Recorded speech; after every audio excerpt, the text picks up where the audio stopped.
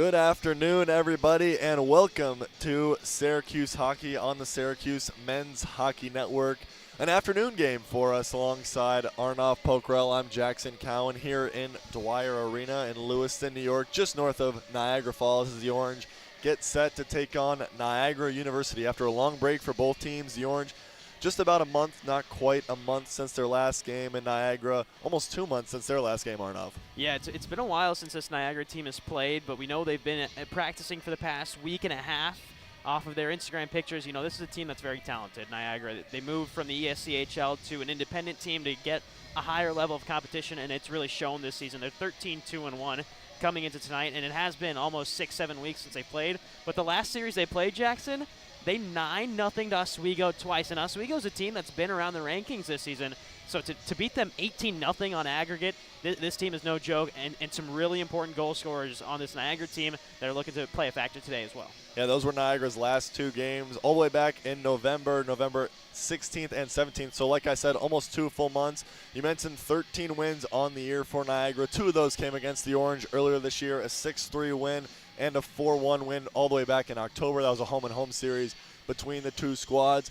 The big key, I think, Arnav, is going to be for the Orange, keeping the puck out of the net. The guy tasked with that is going to be Chris Spano tonight. He made his last start against URI back in December. But for the Orange, they've given up 3+ goals in 6 of their last 7 games. They really got to keep the puck out of their net tonight. Yeah, and Spano's got a tough task ahead of him. You looked up and down this Niagara roster, and there's just goal scorers up and down really everywhere. I mean, the first 2 lines, almost every single one of those first two lines for Niagara on attack scored a goal in that series against Oswego. So these are players that are coming off of goal-scoring production, and Spano's got a tough task. He hasn't played in a while either. A.J. Finta's been the main goaltender for the Syracuse side. He's done a couple of back-to-backs, but Spano's had a really good week of practice this week for Syracuse and gets the nod tonight in what is a really important game to set the tone for the second semester for this Orange team. For Chris Spano, his last start, as I mentioned, URI, let in 4 goals on 28 shots. But on the season, he's got an .865 save percentage, 3.79 goals against in 8 starts. So this will be his 9th here this afternoon. On the other side, looking across from him, Johan Nyborg, making his first start for Niagara this season. In his career, 15 games played with a 2.49 goals against and a 9.2 save percentage. So pulling that one out for your first start of the year, got pretty good numbers overall. What do you expect to see from him, Arnav? Yeah, I mean, the first things first, I mean, you think about how talented this team is. They have, Jacob Dubinsky, the sophomore, and Brady McEwen, their freshmen, who are the first 2 guys on that goaltending room. But, Nyborg comes in as a senior who has Division III NCAA experience. He played a year at Trine University his freshman season before transferring over to Niagara to play ACHA hockey. And the big thing for him, just look at the numbers. I mean, 92% save percentage, only allows 2.5 goals per game. And this is a Niagara team that is not just good on offense, but it's the defenders who attack. Schneidemiller's on the second line today for Niagara, the senior from Pennington, British Columbia. He's been one of the best in all of the ESCHL the last 2 seasons when they played, and has been one of the best players in all of the ACHA this season as well. I mean, this team is loaded with talent. We can say that as much as we can, but it's a good nod for Nyborg as well to come out. It's been 6 weeks. You go with your most experienced guy rather than the sophomore or the freshman. You take the guy who has experience in NCAA and in ACHA hockey. Yeah, and you mentioned Schneidermiller. He's leading the team as far as defensemen are concerned in scoring. As we mentioned, a couple matchups earlier this year, but for the Orange, they've really struggled on the road. That's been the biggest thing for them. They're 8 of 10 games right before the break were on the road, but their road record really hasn't been great. Only 2 wins so far this season when they're traveling. So for the Orange, they got to get started. I mean, you'd like to get started right now if you can. Yeah, no, you'd like to get started against Niagara, but also I think it's not about the result at the end of this game. You want to take some momentum going into that home game against Niagara on the way back, and that's exactly what they did last time. Struggle on the road. Jackson, I know you were here calling that game in Dwyer, but a little bit of momentum towards the end of the game, some positive results, some positive action, and the Syracuse team was able to take that in to the home matchup against Niagara and play a good game of hockey. They were down 3-0 at the end of the first. That second period at home against Niagara, the last time these 2 teams met on October 5th, Syracuse was able to put in 3 goals. They won a period, and that's where things start. You win a period, you slowly establish yourself in a game. 3-0 after the first period in the last matchup between these 2 teams, 4-3. And that's really where Syracuse wants to be. You want to be within 1 because really at the end of the day, anything can happen. You get 1 bounce the right way, 1 puck going the right direction, and it's a tie game in that game. So if you're close and Syracuse aims to beat tonight, that's really the goal of this game. Yeah, last series, Syracuse got outshot 83-55 in those 2 games. It was really the first one that was the problem. The second game, both teams were tied in shots. AJ Finta played both games in that series, and he faced a lot of rubber.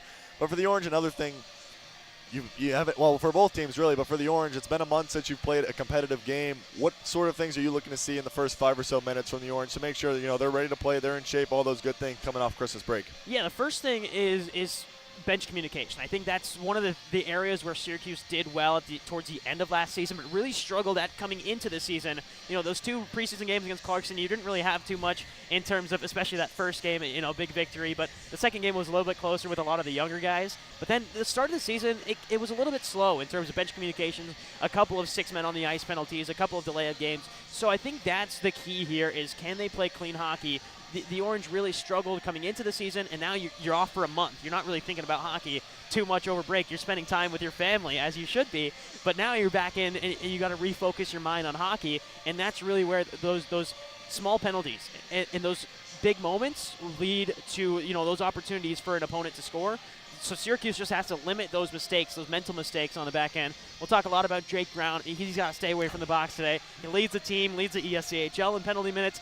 You just got to stay out of the box if you're Syracuse. The special teams record has not been great either. Yeah, the special teams you kind of talked about, just over 75%, closer to 76% on the season for the Orange. Coach Timmons and the rest of the team would like to see that number go up a little bit. For me, I think the biggest thing right now is going to be lean on some of your older guys, lean on some of your leaders, and one of those guys is going to be Jack Alicia. 4 goals in his last 5 games. He's currently leading the team in goals. He's playing on the first line with Sam Hutchinson and Brock Alvers this afternoon. So you really need a big night out of your first line. Yeah, no, and this is the first line that has some experience playing together. It's been a bit of a shifting change this season. Brock Alvers comes from the second line back to the first line. This is the first line that went to Liberty and scored 3 goals. This is a first line that has talent, but now it just needs to gel at the right time. And Hutchinson and Alicia have played together this entire season. You add Alvers, who brings that firepower in terms of goal scoring. Alicia will get the job done. He's quick, he's shifty, but he doesn't have that powerful wrister like Alvers does. You give Alvers some space on that right face-off circle, he's putting a shot on goal. That has to be the key to the game, is the play of Brock Alvers. This season, he needs to up those numbers if Syracuse wants to go on a run late in the year. Yeah, and the Orange are going to have no time really to get settled in, coming right in, playing the number 4 team in the country here in Niagara. On the front, a lot of changes as far as the Lions are concerned, especially the last couple weeks right before break. But on the back end, it's remained mostly the same. Connor Chesner still playing with Jake Brown, Ryan Thomas playing with Jacob Von Tersch, and Sean Caddo and Carter Rugg stay together. So on the back end, those 6 really have been kind of the 6D that the coaches have been going with really all season for the Orange. Yeah, and there's a lot of good with this back end unit. You have really one powerful offensive defenseman, as I say, with Chesner, Thomas, and Rugg. They're players who can get up the ice, score goals. I mean, Chesner has 3 power play goals. Thomas leads the team with 5 power play goals. These are players who can score, and for 2 of the 3 lines, you have one defender who's stay at home and will lock things down in Jake Brown and Sean Caddo. Von Tersch is a little bit of the middleman, so you bring on this second D unit, you've got 2 players who are very comfortable with the puck at their stick and can move the offense forward. It shows a little bit more for Ryan Thomas. He's got the experience playing in the null, but for Von Tersch, he's got some Division III experience over at Gustavus Adolphus. So a good mix of defensemen who can attack and defensemen who love to defend, and that's really the key is having that familiarity of playing together as well. Yeah, that's been a big key for the Orange. Those 6 defensemen, like we mentioned, kind of staying together. We're going to get set for the national anthem here as the starters kind of line up on the blue line. We'll be right back here on the Syracuse Hockey Network.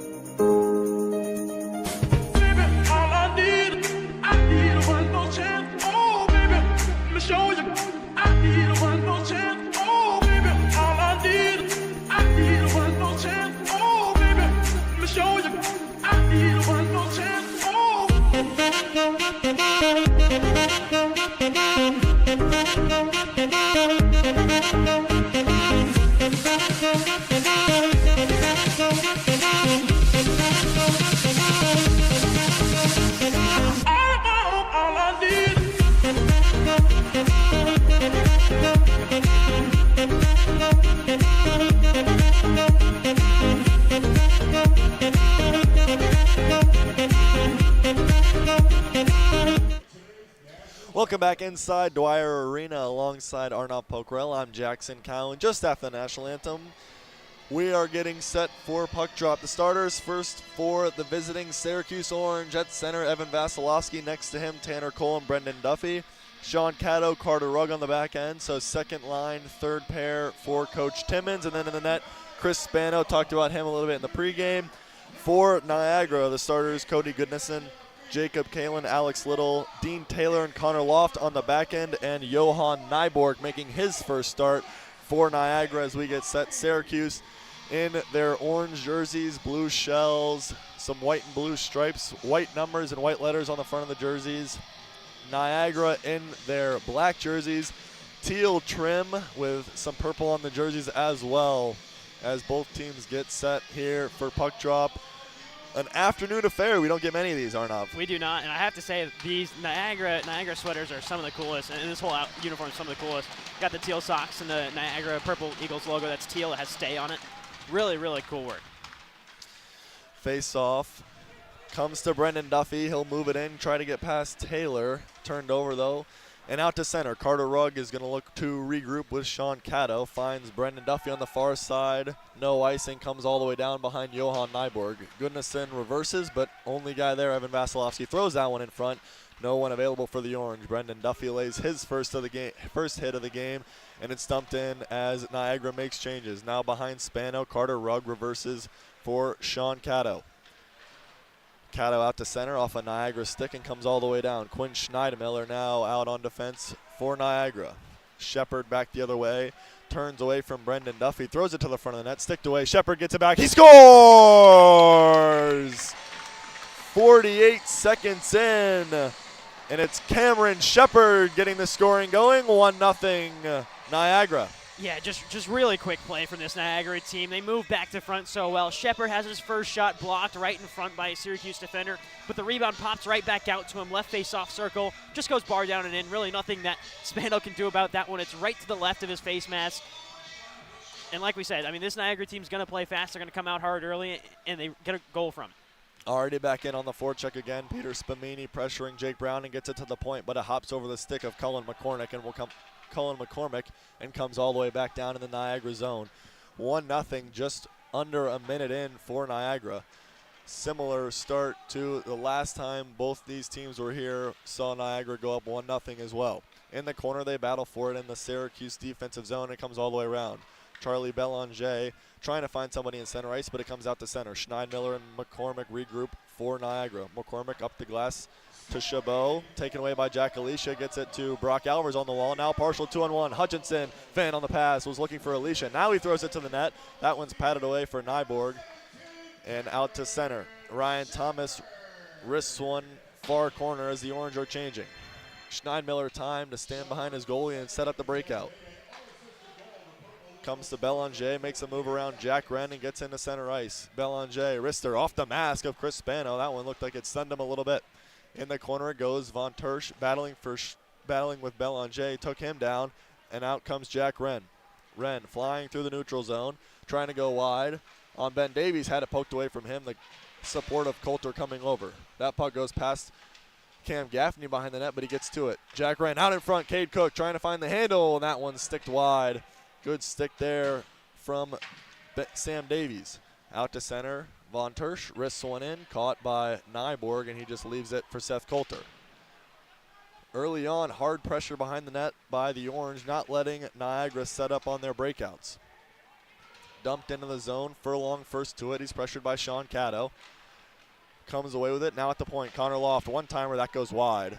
Out to center, Cade Cook trying to be the first one to it. Long shift though for Cook and unable to really take advantage. He's run into hard by Connor Loft, and it looks like some of the boards came down as Nyborg covers up. Hard hit there from Connor Loft on Cade Cook. Yeah, two really good shifts there. First, it was Sam Hutchinson who had a chance on a 2-on-1 with Alicia, and then really good work from the third line. Jack Wren got a couple of good looks with Cade Cook.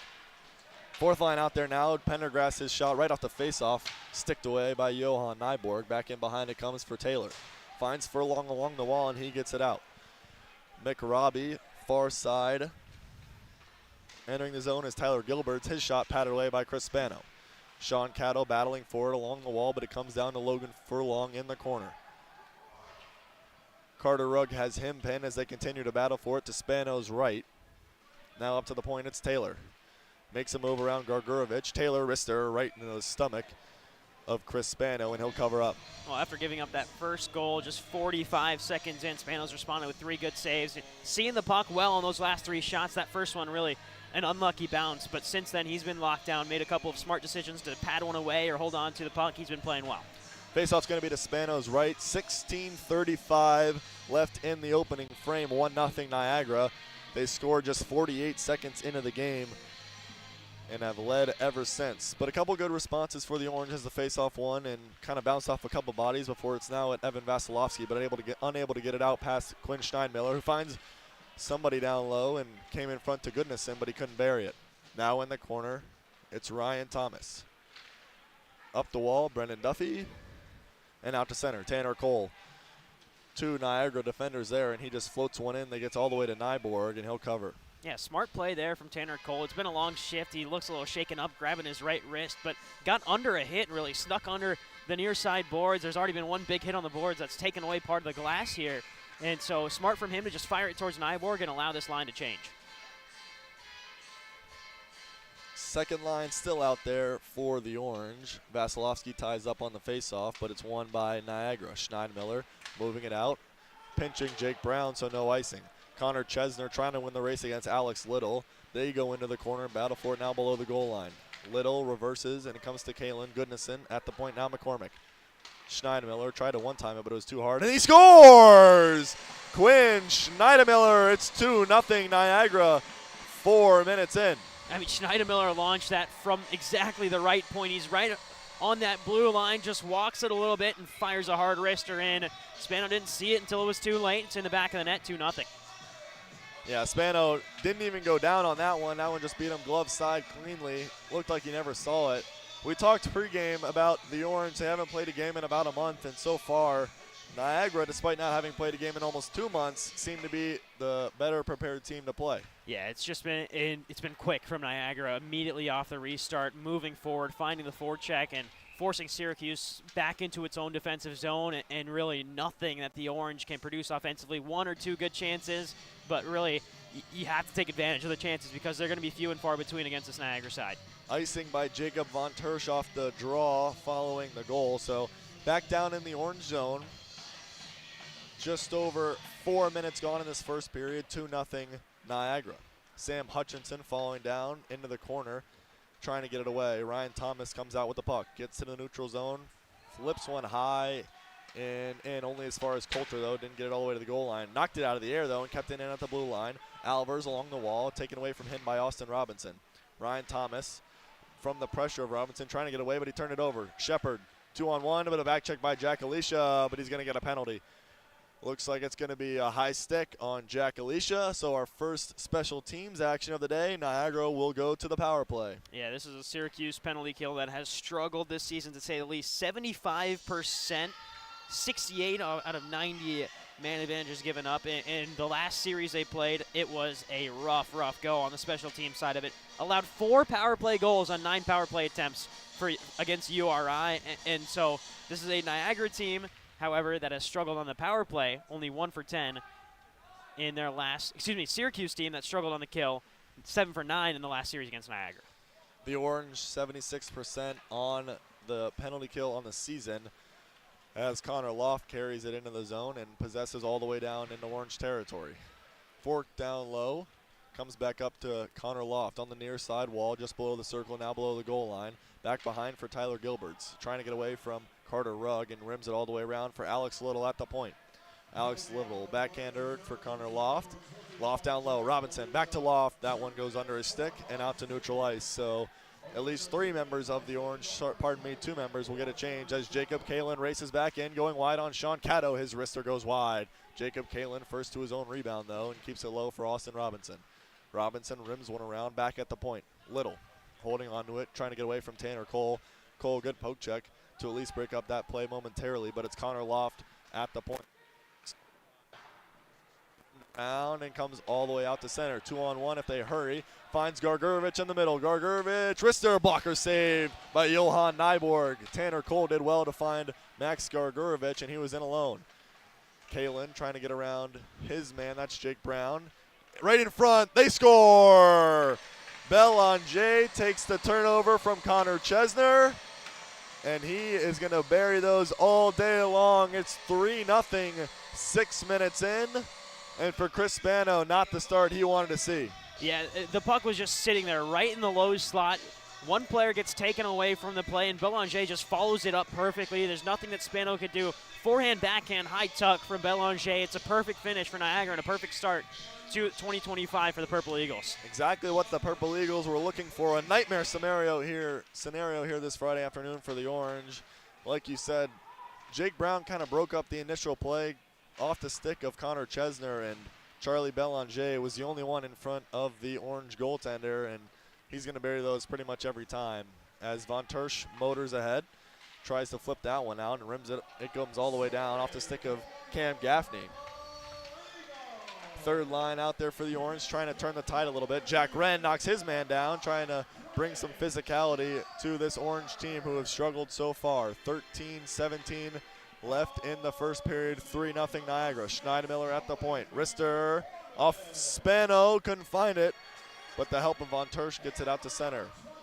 Jack Wren couldn't handle the pass from Cade Cook, and so it comes all the way back down, but off the stick of Cullen McCormick, it's going to be icing. So an offensive zone draw, and for the first time in a few minutes, the Orange will look to establish themselves in the offensive zone. Yeah, it's really been a lack of extended time in the offensive zone. Every single chance that the Orange have moving forward, it's either a quick shot or a turnover, and Syracuse really struggling to settle itself in the attacking zone. Hutchinson on the draw, but he lost it to Lucas Fancy. It comes around for Chabot. Wristed all the way out. Belanger breakaway. Knocked away from him by Carter Rugg. Diving Carter Rugg kept Belanger off the score sheet for the second time in a matter of minutes. Hutchinson for Rugg at the point. Knocked off it by Belanger, and it comes out to center. A pinching Sean Caddo trying to take it away from Sam Davies, but he'll get it deep. Spano tried to play behind his own net, but left it instead, and Belanger almost had his second once again. 2 chances this shift for Charlie Belanger.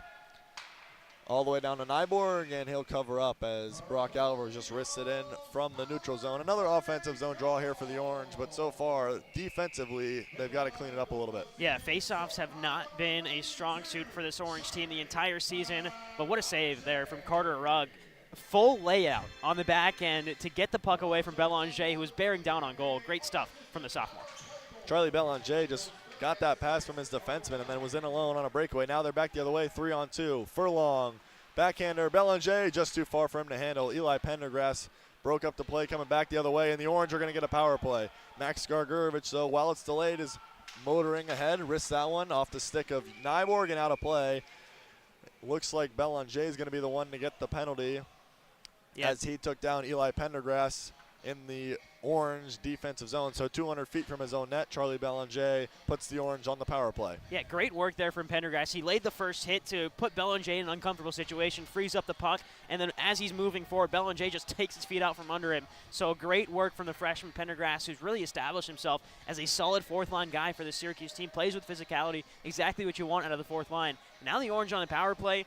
Last series against Niagara, 1 for 10 on the power play. So really could use some help in the special team numbers here if you're the Orange. 19% on the season for the Orange power play. This first look we'll get this afternoon is going to be Cade Cook, Evan Vasilevsky, Cam Gaffney, Ryan Thomas, and Carter Rugg on the back end for the Orange. But they lose the faceoff, and it's sent all the way down by Spumini. He's also the first one to it. He'll just ice some clock as he's given a rough ride by Carter Rugg. Rugg and Gaffney trying to get it away from Spumini, and they finally do.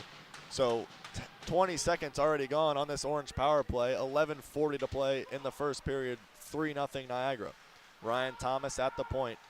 Rister covered by Nyborg. Yeah, that's exactly what you want to do if you're the Orange. You get the puck to the guy who scores the most on the power play, which happens to be Ryan Thomas. Frees himself up on the left face-off circle, fires a shot towards Nyborg, and it was bouncing around a little bit. It hit his stick and bounced in front of him, but no one at home to poke away a rebound. Nyborg did a good job to cover up immediately. Ryan Thomas, 5 power play goals. That puts him 15th in Division I club hockey. So leads the team as well, but really good so far on the power play is Ryan Thomas. He'll start the breakout in his own end after getting the puck from Carter Rugg. Drop pass for Cam Gaffney, trying to get through the neutral zone. Stood up at the line by Schneidmiller and sent all the way back down 200 feet by Chabot. The Orange power play make changes as Vasilevsky controls in his own end. Back for Ryan Thomas. Trying to enter the zone once again. They really haven't set it up at all. They lost that opening faceoff on the power play, and ever since, they've barely possessed the puck. Again, they turn it over. Cullen McCormick, though, can't get it out past Cade Cook, and it comes down in the corner, far side for Ryan Thomas. Cam Gaffney protects, trying to keep it away from McCormick. Turned it over to Chabot, back down 200 feet to Chris Spano. 30 seconds left on the Orange power play. Yeah, Orange power play really struggling here to settle itself down and gain some time in the offensive zone.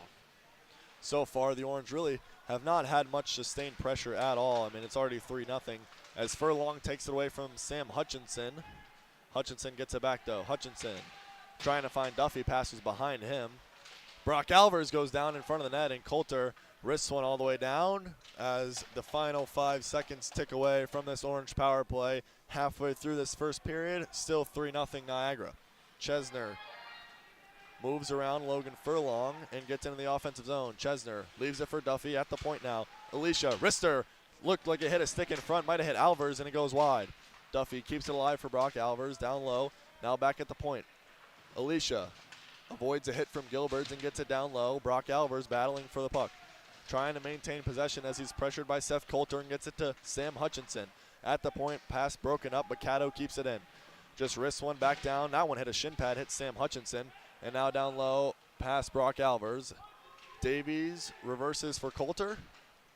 Kept in, though. Brock Alvers battling along the wall. This Orange, probably their best shift so far, as they, for the first time, able to kind of establish a forecheck and keep it in for a good 30, 40 seconds there. Alvers, one-timer. That one's off the chest of Nyborg.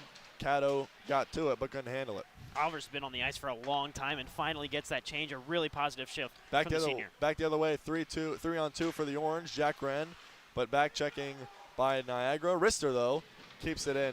Battling for it in front. Poking away at it. Still there. Taken away by Alex Little. He gets it at least behind his own goal for now. Seth Coulter flips one, then gets out to center. Bodies collide in neutral ice as Sean Cato rips one up the wall and all the way down past Cade Cook, and that's going to be icing. First time on the ice today for Jack McCormick, the extra skater for the Orange. He's out there alongside Jack Wren and Cade Cook. So mismatched lines a little bit after the power play. Yeah, and a lot of youth on this forward line. You've got Cade Cook, who's a sophomore, alongside Jack McCormick, who's a freshman. So really you can see what the young guys do against some experienced players in Niagara's side. Niagara looking to take advantage off the icing. Face off one back to Little. Glove save, Chris Spano. Good play there for him because Sean Cato had been out there and able to finally get a change. And that's the issue right now for Syracuse is when Spano's seeing the puck, he's making the save, but there are times where the lane is just too clogged. And Niagara knows where to shoot the puck when the lanes are clogged. They know to find that inside post, tuck it in as near to that iron as it can. Syracuse just has to clear the zone and allow Spano to make saves. Another save there by Spano, that time on Cameron Shepard. Again, face-offs, that's 2 in a row, right down to Spano's right that Niagara's won straight back, and it's led to a shot in the slot or at the top of the circle. So the Orange got to do a little better job. If they're not going to win them, at least trying to find a guy off the face-off to eliminate some of those really good scoring opportunities. Jacob Von Tersch using his body to get the puck out to center as he swings sticks with Cam Shepard a little bit. Ryan Thomas turning away from his man and gets it to Cade Cook along the wall, but unable to get it out. Back to Thomas it comes. He regroups in his own zone with Von Tersch. Von Tersch, far side stretch pass behind Cade Cook. Might have gotten a glove on it, and he does to keep it from being icing. Schneidmiller gets it up to Austin Robinson quick. He'll flip one toward the Syracuse bench that bounces toward Jake Brown. He gloves it down, finding Gargurevich on the far side. Pokes it past Quinn Schneidmiller and into the zone. Fancy first to it, though, and the Niagara Purple Eagles regroup. Chabot in center ice, gets the red line, gets it deep. Chris Spano plays it behind his own net, has it go in his skates, loose puck there, but it stayed behind the net. Chris Spano misplayed that one, had to go off his skate and looked to be a little bit dangerous there. 7:25 left in the first period as multiple bodies battle for it along the near side corner to our left. Gargurevich ducks a hit, and Pendergrass can't get it out. Kept in by Niagara. Chesner and Chabot battle for it in the corner. Belanger and Larkin there as well. Anthony Larkin able to move it along, but it's past Jake Brown into Quinn Schneidmiller right in front, but nobody there for the Purple Eagles. McCormick at the point. Belanger trying to find Fancy. It comes to Chabot. Brister staved and covered by Chris Spano, who had to be alert as that puck came right to Chabot. He was kind of in alone there to Spano's right. Yeah, had a good scoring chance. Tough angle there for Chabot. He's right on the inside of that left face-off circle. Really zero angle, and Spano did a good job of covering this tiny little gap with his face mask and able to keep the puck out, hugs it against the post. Really intelligent play there from Spano, who's rebounding well after those 3 early goals, including, is some really good play from Schneidmiller and Belanger for the last 2 for Niagara. He's done a good job of bouncing back and making big saves when he's called upon. Yeah, you said it. In the first 2, he really didn't see it all. I mean, with that second one, we saw he's still standing up when the puck went past him. But 6:56 to go here in the first period. Still 3-0. Orange are down. It's still struggling on the faceoff. The Orange cannot win a faceoff right now to just breathe for a second. Coming out of the corner with it and taken down. Alex Little right out in front, trying to find Jacob Kalin. A good stick by Sean Caddo, kept it away from him. Broken stick on the ice. It hits that before it comes all the way down behind Johan Nyborg. Orange still really looking for some good offensive zone pressure. They haven't had much of it. Trying to find it here from Vasilevsky, Duffy, and Cole. Caddo to Duffy. Vasilevsky gets in the offensive zone. Finds Tanner Cole. Wrister fan on it. Coulter off the glass. Only out as far as the blue line where Brendan Duffy held it in momentarily. Alex Little back the other way, though, but the back check of Evan Vasilevsky takes it away from him, and Cody Goodness fires it all the way down. In the skates of Brendan Duffy, Jacob Kalin's there, sticked away behind by Chris Spano. Jacob Kalin 1-on-4, able to possess it, and knocked out of air by Brendan Duffy and out to center. Regrouping are the Purple Eagles. Duffy knocked it off the stick of Tyler Gilberts and back for Taylor. Logan Furlong now trying to weave past Brendan Duffy. He's been all over the ice this shift, but that time he takes a penalty. Niagara still with the puck, throwing it toward the net. Gilberts leaves it at the point. Connor Loft holding along the blue line. Extra skater out there for Niagara. Furlong, and it's touched up by Jack Alicia. Tripping the call on Brendan Duffy. Niagara back to the power play. They scored pretty early on in that first one. Yeah, long shift. You got to stay alert if you're Brendan Duffy, and unfortunately that just lets that momentum drop a little bit when he gets the penalty. I will say, Syracuse now, it's been twice where they've been going forward towards the left face-off circle and fan on a shot. Hutchinson and Tanner Cole. You got to test Nyborg. You got to put some shots on net. It's his first game of the season, first game in a long time for this Niagara team. You have to test the Tendy. Some early game jitters, maybe a little bit for the Orange. You just said it, a couple fanned on pucks, missed a couple passes, and they have 9 shots, but still haven't really tested Nyborg early on. Belanger holding along the half wall, gets it down low. Coming out of the corner is Spamini. Down low, Belanger right in on Spano, off his mask, kept out. Whistle blows as Belanger and Spano exchange some pleasantries, just making sure he's all right after that one hit him in the mask. But a good save there by Chris Spano. I will say, for Belanger, I mean, it's hard to like a guy who scores so much and is the reigning, Rookie of the Year in the ESCHL, but he seems like he's been a stand-up guy. You watch him in his pregame routine, and he's just, all he cares about is that puck. So far, though, for the Orange, giving Belanger just a little too much time and space, a little too much respect as the power play continues. Up at the point, Quinn Schneidmiller, that wrister, broken up a bit by Gargurovich and goes into the corner. Now McCormick, time, room, wrister, sticked away. Good block by Tanner Cole, able to finally get a stick on that puck. Belanger holds it in. Spamini in the corner along the goal line. Near side, trying to find a body, finds McCormick on the back door. Couldn't handle the pass cleanly to get a shot off, but he holds on to it for now. Good use of the skate there by Schneidmiller. Wrister tipped in front, sticked away by Spano. Spamini, good tip right in front, all alone. Yeah, great move there from Spano. Got a pad on it and got the puck away. Now here's Gargurovich. Gargurovich in, trying to go one-on-one and get it past Schneidmiller. His wrister just patted away by Nyborg. Johan Nyborg looked super calm so far. 10 saves, keeping the Orange off the scoreboard for now. 38 seconds left in the power play as Alex Little moves into the Orange zone. Trying to possess as his team makes changes and just keeps it low on Connor Chesner. Up along the wall and up to the point. Connor Loft. Back down low. Holding on to it. Far side. Now it comes for Jacob Kalin. Trying to get away from Jack Wren and reverses it all the way back in. Gets it right back. Jacob Kalin, far side. Connor Loft now at the point.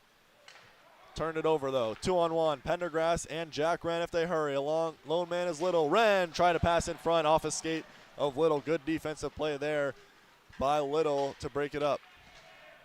Kalin trying to get in the zone, but he's run into by Jake Brown, and that breaks up that play. So the penalty expires. Orange back to even strength. Austin Robinson, moving right in, and his wrister is caught and covered by Chris Spano. Yeah, penalty kill. Looked confident there from the Orange. Spano made a couple of really good saves. The puck got out. Gargurovich, who already has a shorthanded goal this season, got a good shot on Nyborg. And really another 2-on-1 from Wren and Pendergrass. But those are those odd man opportunities you have to convert. Wren's got to make a decision. Shoot it earlier when there's not a man closing down, or pass it earlier when the man is away from you. You have to make a decision a little bit earlier. Just waited too long there on that breakaway. Another offensive zone draw for Niagara. 3:17 left in this first period. Still 3-0 for the Purple Eagles. Center kicked out. We've already mentioned it a couple times, but Brock Albers able to win a draw for the Orange. Huge in the defensive zone, especially late in the period, trying to keep the score at least the same, if not better, late in this first period. Into the corner they go. They battle for it along the far side. Multiple bodies there.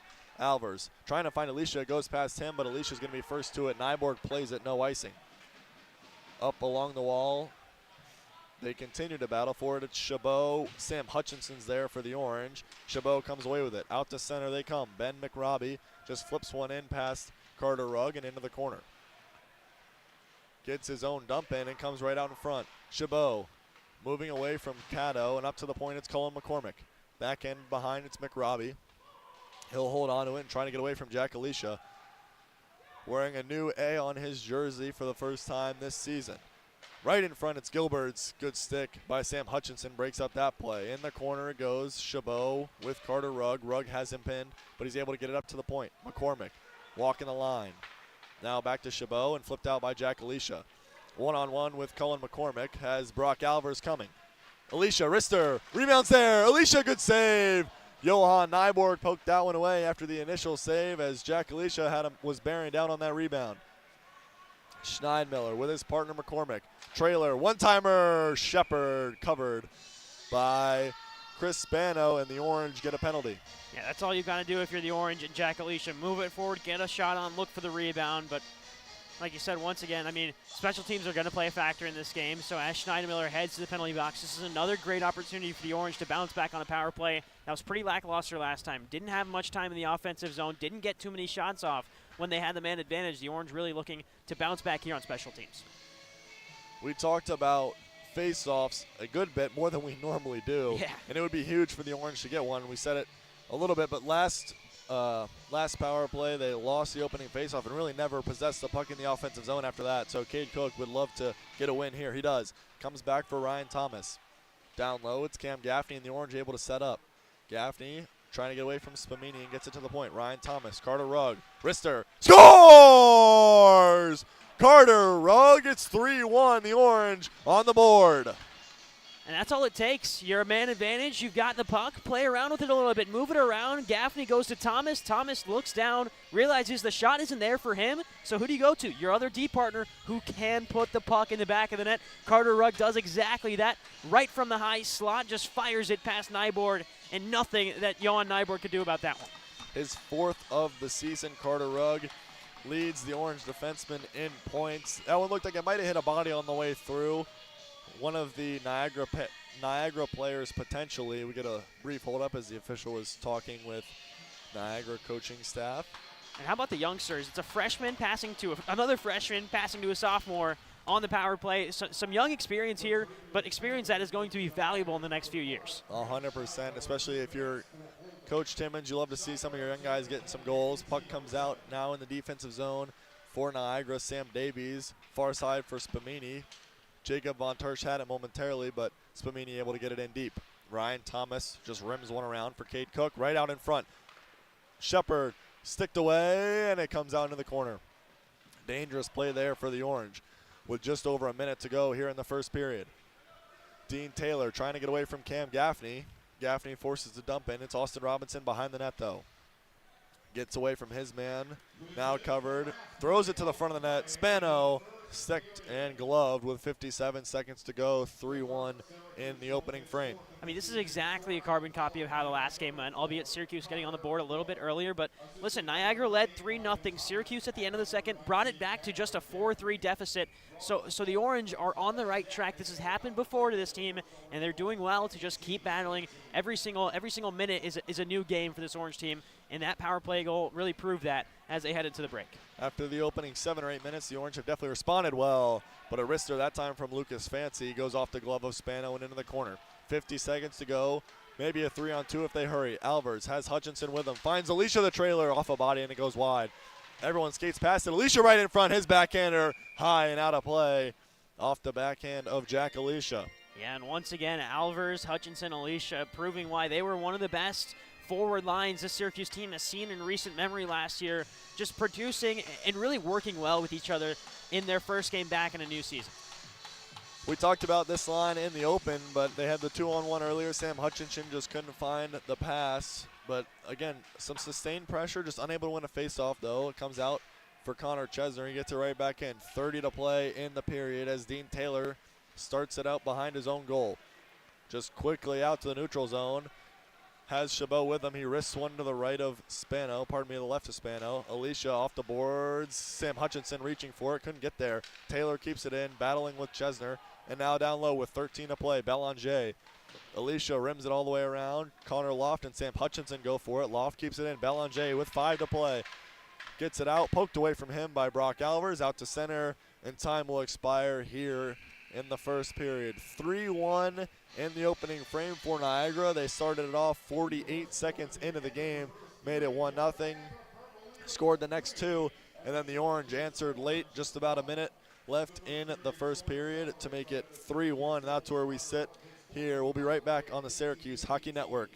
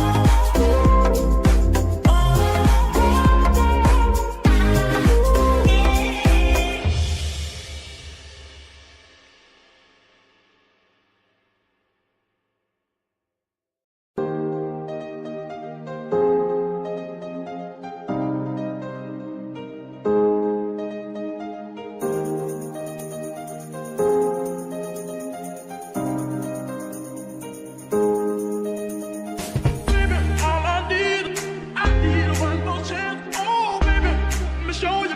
I need one more chance. Oh, baby, all I need. I need one more chance. Oh, baby, let me show you. I need one more chance. Oh.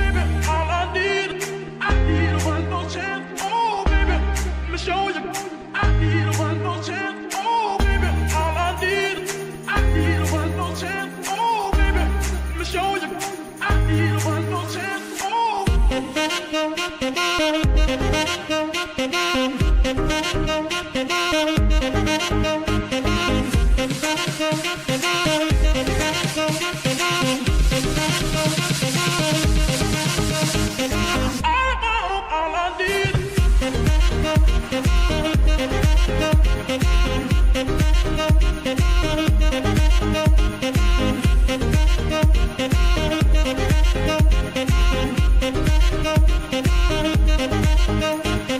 Baby,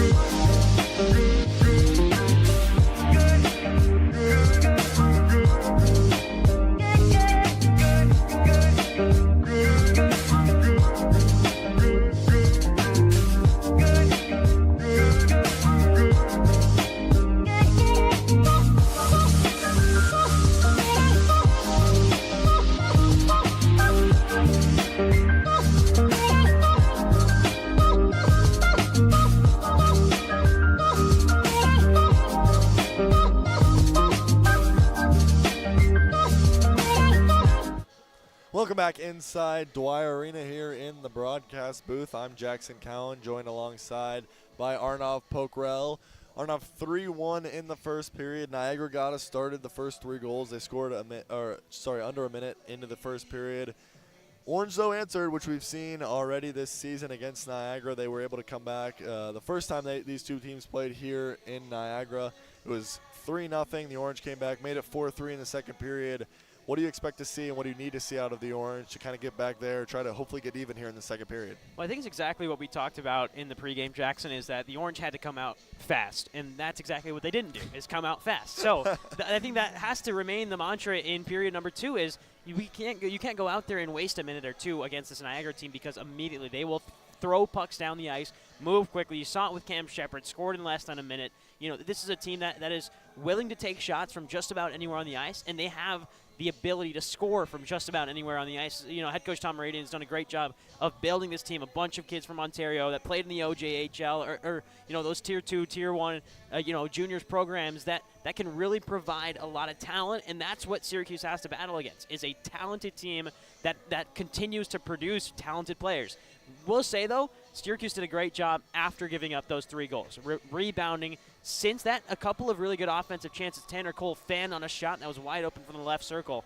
And then the power play opportunities, one of them goes to waste, but the second time the Orange go on the power play, it's a power play goal for Carter Rugg. You have to be pleased with the final about 7 minutes or so from the Orange. Now it's about where can you build from that. You go away for 15 minutes from the ice. Can you build off of those final 7?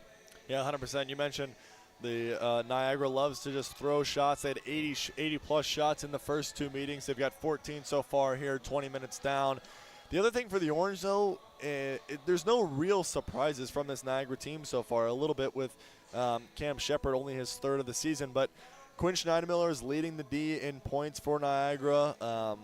And then Charlie Belanger leading the team in points. So the 2 guys that you probably thought, coming into this one were going to be their goal scorers, just give up a little too much time and space. I mean, Charlie Belanger was able to just walk right in and make pretty much whatever move he wanted on Chris Spano with the amount of time that he had. But no real surprises for the Orange, which I think is a positive going forward in the second and third. Yeah, you know the guys that you have to stop. It's Schneidemiller, it's Belanger, but there are some guys that are coming off of really good performances. You mentioned Louis Chabot. He had a couple of chances. He's coming off a hat trick against Oswego. And what that Oswego series really did is it allowed for those players that aren't Belanger and that aren't Schneidemiller to shine and play free hockey. And that's what Chabot did against Oswego. And you look along that line. Chabot with his hat trick against Oswego. Charlie Belanger, we know how good he is. And you also look at the center, Lucas Fancy. Earlier this season against RIT, he had a 6-point game. And 2 goals, 4 assists in 1 game against RIT. They did win that game 15-1. So I will say, you take that with a little bit a grain of salt. But that just shows you, that's their 3rd line tonight. That's how deep this Niagara team is. You just have to keep battling. The 4th line, I think, has really impressed me with physicality. Larkin, Gargurovich, Pendergrass, really playing some physical hockey, sort of matching the intensity that Niagara's bringing through all 4 lines. Now all Syracuse has to do is find that intensity in those top 3 lines. Yeah, they definitely have to find that intensity. You mentioned that Oswego series, 18-0 over 2 games, both wins, 9-0 for Niagara. So they can put some points on the board in a hurry. And we kind of talked about it in the pregame a little bit. The Orange have to find a way to keep the puck out. Spano looked a lot steadier after those first, I think it was 3 goals and 4 shots, so he looked a lot steadier after that. But the Orange, just for the next 2 periods especially, you got to find a way to keep the puck out of your own net. We'll be right back with the second period here on the Syracuse Hockey Network.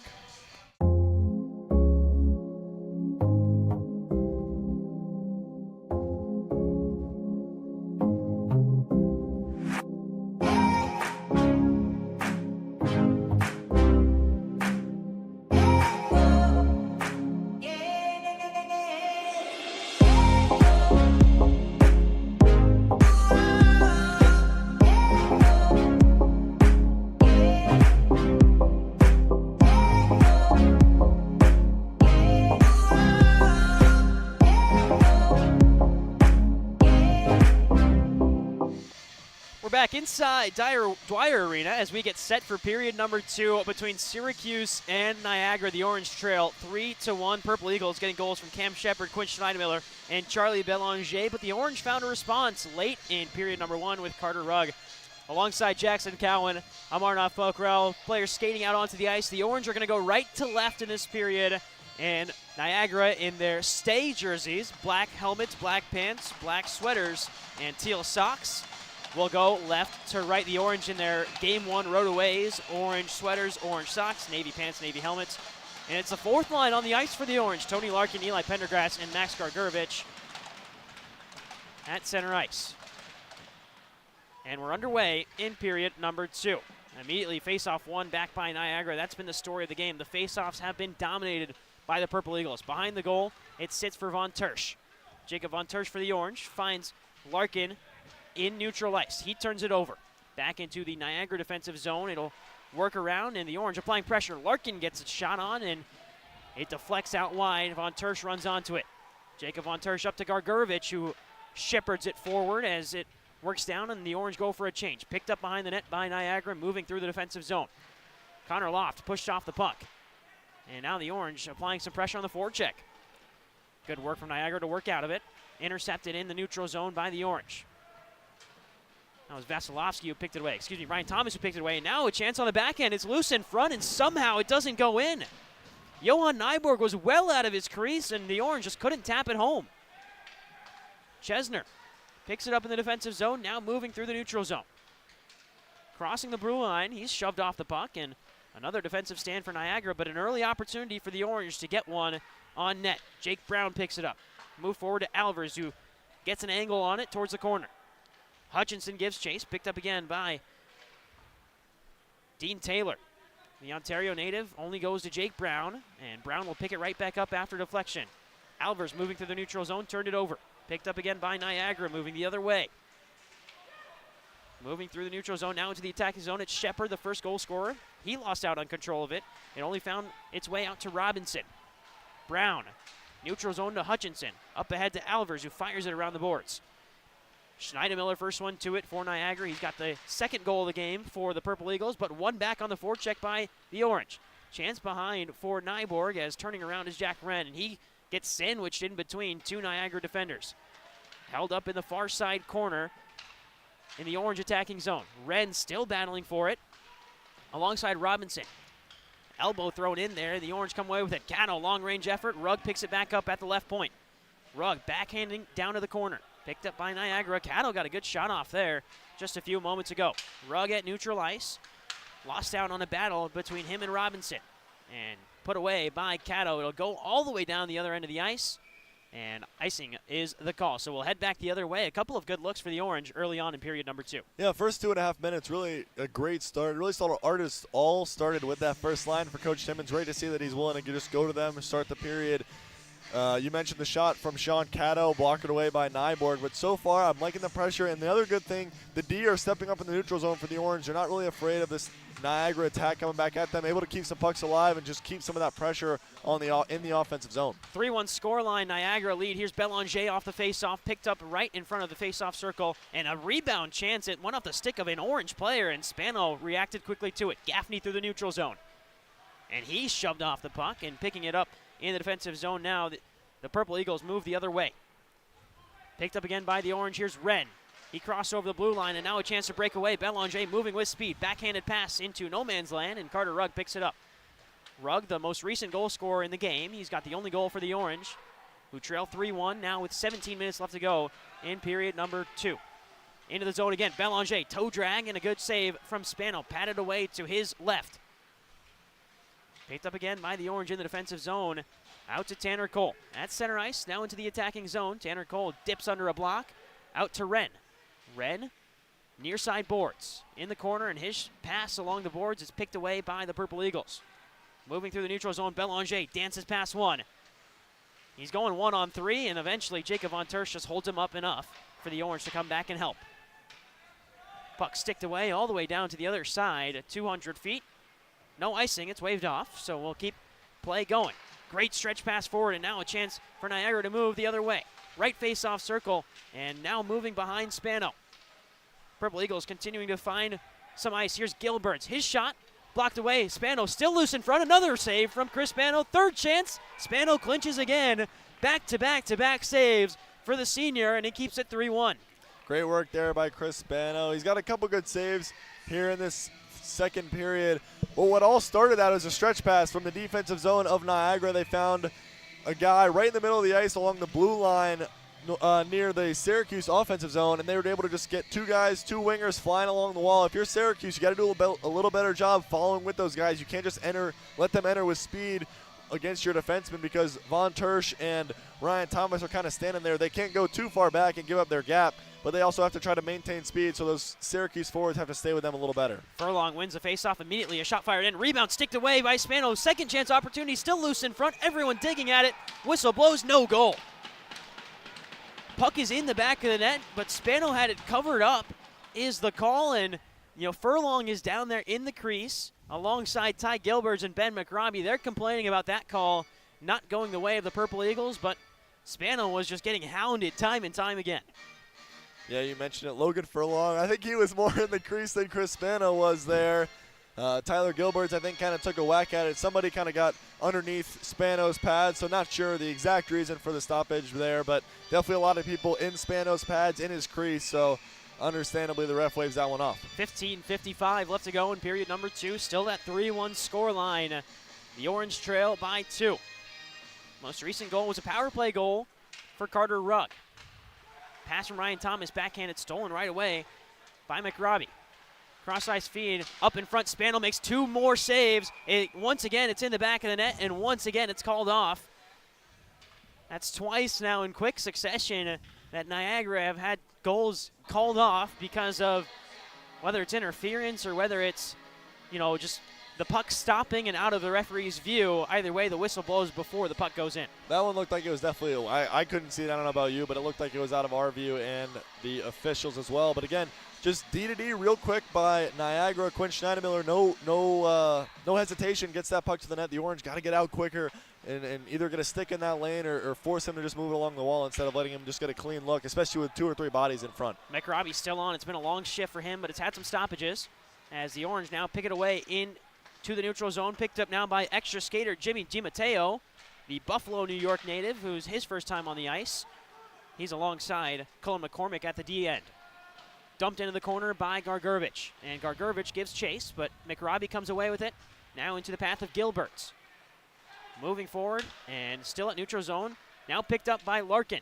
Left face-off circle, had a gap, ran out of room. A great pass in the back end, in. Gargurvich scores. What a feed from Tony Larkin. Gargurvich at the back door got denied once and then found a way past Nyborg. It's 3-2. Max Gargurvich started that play about 25 seconds before the puck went in the back of the net. He back-checked all the way through about the blue line, was able to force a turnover. The puck came to the D. They regrouped and then just beat his man to the net. Simple as that. He wanted it more, got to the blue paint. A beautiful feed to get Max Gargurvich on the board, and the Orange now within 1. So the Orange now trail 3-2 against the number 4 team in the country, the Niagara Purple Eagles. And, you have to be happy with how these last 10 minutes of play have gone. 15:04 left to go in period number 2 as we start again. Carter Rugg gets a power play goal right before the end of the first period, and Syracuse gets the first goal coming out into period number 2 to turn a 3-0 deficit into a 3-2 deficit. But we all know how quickly this Niagara team can move forward, and they do again. Good defense from the Orange to get it away momentarily. Seth Coulter gives chase, third-line defenseman alongside Sam Davies. Coulter, the Hamilton, Ontario native, moves into the neutral zone, but he has it poked away by Alvers. Alvers gives chase, but it's back with the Purple Eagles and back with Coulter. Coulter pressured, goes around the back of the goal to Davies. Now picked up by Alex Little. Little, who's listed as a defenseman on the Niagara roster, but is playing forward today, turns it over. Gatto fakes a shot, leaves it, and now at the right point, now Alicia rips a shot, blocker save by Nyborg. Great vision from the senior from Sweden. And Alicia had a fiery shot there. Rugg now all the way into the glove of Nyborg again. A couple of really good opportunities for the Syracuse side coming out of the break.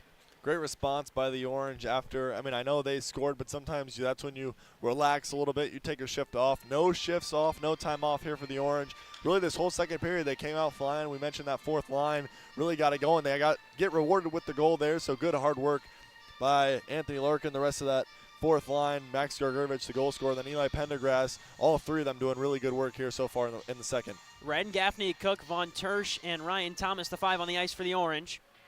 As immediately a face-off won back by Niagara. Now moving forward, 3-on-2 the other way. Von Tersch and Thomas forced to backtrack. Chance in front, and once again into the high slot. No one home for Niagara. Gaffney can move the other way. Here's Wren with some speed. Dances through the legs of Schneidemiller. Wren the other way, and a save from Nyborg. Got to stick to it. Second chance opportunity. Gaffney has it sticked away. Another great look for the Orange, and Wren, you don't really see Quinn Schneidemiller get beat too much, and Wren able to do the job then. Just takes it wide. Nice little move. Nothing too crazy. Puts it through his legs and then just beats him wide. Uses his speed, uses his big frame to get wide on Schneidemiller. Wren again inside to Cade Cook. Cook has a man in the slot. There's a shot from Wren off a knee. Just lifted that one all the way up into the netting above Nyborg. So it's stoppage in play with 13:15 left to go. Still a 3-2 lead for Niagara. The Orange on the hunt. The Orange able to kind of limit some of those odd man opportunities. Niagara just had a 3-on-2 right in front of us here to our right a minute ago. Von Tersch and Ryan Thomas, the two defensemen, back, but 3 back checkers coming right away, so not a lot of time for Niagara in the first period. We didn't see that. There was a lot more time, especially on odd man rushes for Niagara. Just really throughout the game, they had a lot more time in the first. Pass off the boards. Jake Brown has a stick poked away, but the whistle blows for offside with 13:07 left to go. Let's take a quick look at how we got here. 5 goals in the game, the first 3 going the way of Niagara. Cam Shepard, Quinn Schneidemiller, Charlie Belanger, all of them within really the first 8 minutes of the game. But since then, Carter Rugg scores a power play goal towards the end of the first period, and then just about 4 minutes into the second, it's Max Gargurevich to force one home past Nyborg, and that's where things stand. Big hit on the far side of the boards as we're back underway. Chance in front as it sits for Chabot. Coming off a hat trick against Oswego 6 weeks ago in Niagara's last game. Now 3-on-2 the other way. Jake Brown moving forward, and the offside whistle blows. On the far side, it's Brendan Duffy who crossed the blue line before the puck did. Yeah, it looked like Duffy and Brown might have been both offsides. Or, pardon me, Chesner was in the middle of the ice. Connor Chesner knows, he's led the rush enough times. He knows he's got to take 2 more steps there and get past the blue line before making that pass, and then the play will be onside. But, again, great jump from the Orange. One forward. Pendergrass fires a shot into the glove of Nyborg, and now the Orange finding itself in a groove. In the first period, we saw a lot of fan shots from that left faceoff circle 2 or 3 times. The 2 that come to mind, Hutchinson had a 2-on-1. Tanner Cole had a wide open look, and both times the Orange fan on it. Right now, the Orange are firing shots towards Nyborg. Yeah, it'd be great to get a faceoff win here for Anthony Larkin, just kind of keep the pressure on. Larkin does not win the faceoff. It's going the other way for Niagara. Good forecheck from Max Gargurevich, and Larkin now applying pressure as well. Niagara still in defensive zone. Out comes Pendergrass to meet the play. And Larkin able to win the puck back for the Orange, and he'll cycle it back to Cato. Cato up forward, stretch pass to Gargurevich. Now here's Pendergrass walking the faceoff circle. Another shot fired towards Nyborg, and another save for the senior. Gargurevich chases. Up in front, tapped away by Nyborg. Niagara moving the other way. Up off the boards and away from Belanger. Rugg fires it forward. It missed the stick of Pendergrass, who was in an offside position anyways. Belanger picks it back up. He'll move it around, and Niagara will set up behind Nyborg and breathe for just a second. Belanger, near side boards. He'll flip it forward into the attacking zone. Moving forward with it. Now, Niagara just get pinned, and the Orange defensively have done a great job. Icing waved off as back to collect it is Seth Coulter. Pressure applied by Hutchinson, and he wins the puck back for the Orange. Right face-off circle. Now Alvers gives chase behind. It's Sam Davies. Davies out wide. It's Ben McRobbie. McRobbie now into the middle. Davies picked it back up. The Orange, great work in transition to stop the play. Alvers battling on the near side boards. Now picked up by Von Tersch, and he'll turn it over. Moving the other way, it's Loft. Charlie Loft gets a pass in to the left face-off circle. Read well by the Orange. 3-on-2 for Syracuse. Quickly in front, a chance in front, and now sticked away. Nyborg didn't really see that one, but the defense comes up big for the Purple Eagles. Nyborg comes well out of his crease to try and collect a puck that was rimming around the boards, and now it's picked up by McRobbie. Ben McRobbie, Harrison, Ontario native, only 1 goal this season coming into today, and 1 assist. That assist came in the last matchup against Oswego. Pass forward to Little. Left for McRobbie. McRobbie through traffic, and it's sticked away by Gaffney. Gaffney picked it up into the neutral zone, picked up at center ice by Loft. Loft goes down. Looked like it could have been called a tripping penalty, but Jack Wren gets away with one there. Drop pass behind, turned over right in front. The Orange losing their minds a little bit there, as that one could have been dangerous. Now Wren on the chase. the other way into the attacking zone, sticked away by Charlie Loft. Loft doing a great job both defensively and offensively, pushing this Purple Eagles team forward. Stretch pass into the zone, fanned on it, and now Gaffney picks it up and goes the other way for the Orange. Gaffney lost out on it, pinched on the far side boards. Wren gets a stick on it. It's been a long shift for Jack Wren. Jack Wren still on the ice as the puck goes around in the Niagara attacking zone. Alex Little behind the net. Wren still battling, and he goes down to the ice, looking to win the puck back, and he flips it up and out of play. So hopefully Wren gets off the ice soon. He's been out there for a while. Yeah, unfortunately with that puck going out off the stick of Jack Wren, he's not going to get the opportunity to change. Fortunately, he gets the whistle, so he'll get 25, 30 seconds while Niagara changes before the face-off. But he's going to have to stay on the ice alongside Cade Cook and Cam Gaffney. But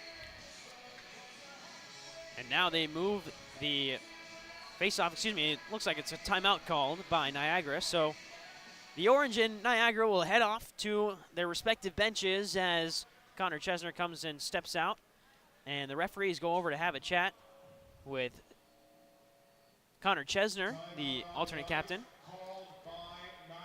And it is a Niagara timeout. So head coach Tom Moradian looking at this Niagara team who had a 3-0 lead. Now it's a 3-2 lead, and decides he wants a little pause to talk to his players. Yeah, interesting. You got tired players out there if you're Coach Moradian on the other side. So didn't want to take advantage, though, but can't totally blame him. This kind of looks very similar to the last matchup when these two teams played in this building. Niagara takes an early lead. Syracuse kind of comes back. You just let them hang around a little too long, and all of a sudden the Orange are back in the game. So great jump from the Orange zone. I think it's really all been started by that fourth line.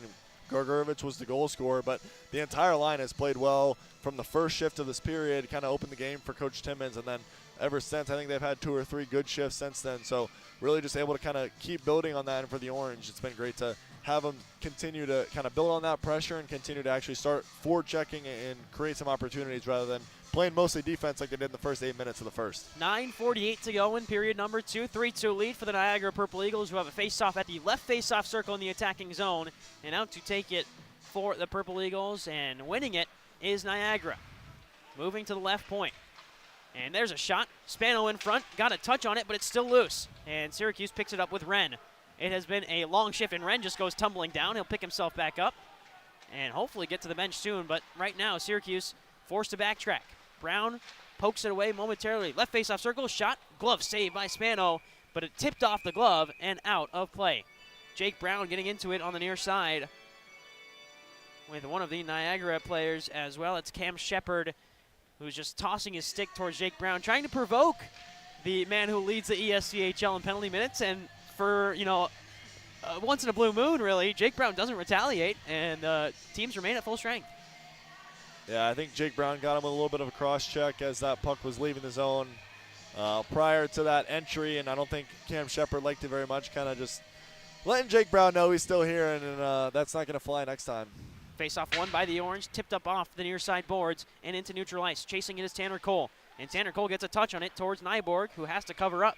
So immediately the Orange able to flip the ice, take a defensive face-off, and earn an offensive face-off just a few seconds later. 9:15 to go in the period. Yeah, such a smart play, and I feel like we're kind of beating a dead horse a little bit, but face-offs, it's a face-off win and goes right to Chesner. He's just able to go high off the glass and out. Tanner Cole kind of winning a race and just able to get it in deep and now create the offensive zone draw.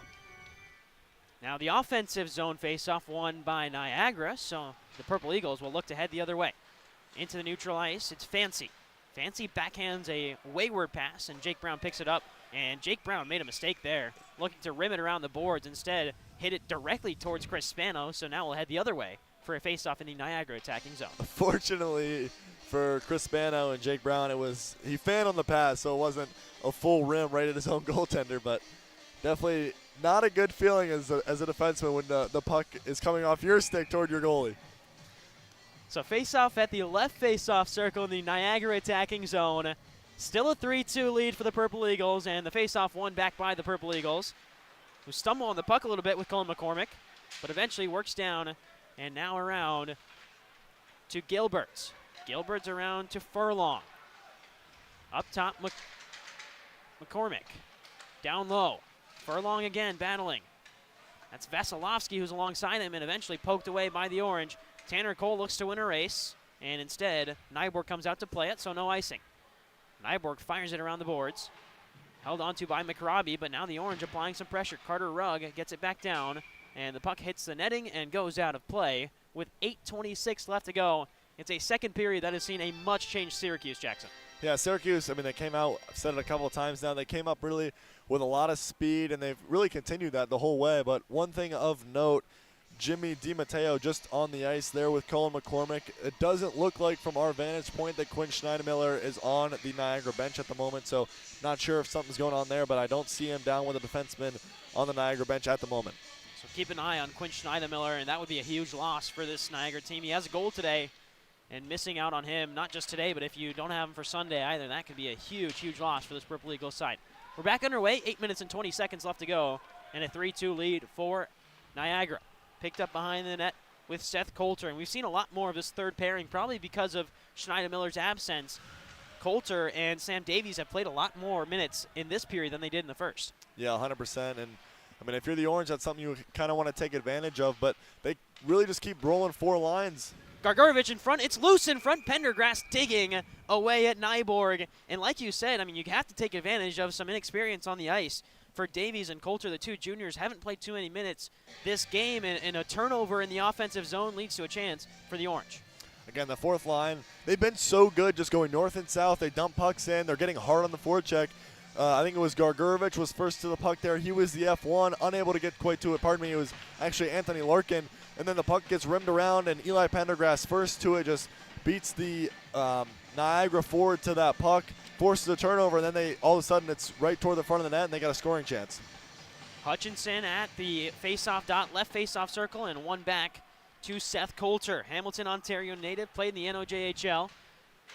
And Syracuse keeps the puck in the zone with Jake Brown. Up in front, Hutchinson, zero angle shot, and Nyborg equal to it.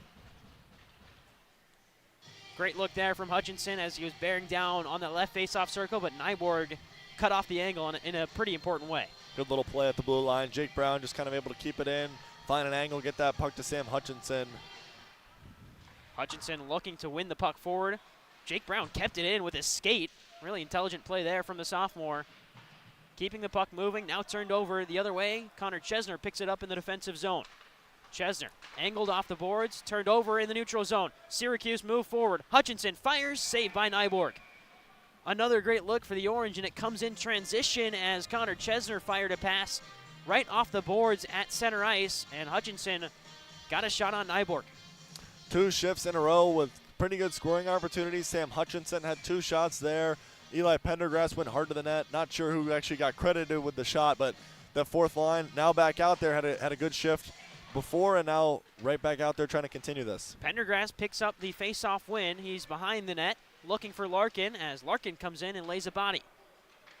Still loose behind the net, and eventually picked up by Niagara. Gargarovich applies pressure. Great cross-ice pass to Belanger, who can move with speed. Charlie Belanger, cross-ice feed, fancy save by Spano. Great save from the senior. Now the Orange in transition, missing the stick of Gargarovich. It'll be an icing call, but Chris Spano comes up big in a big moment.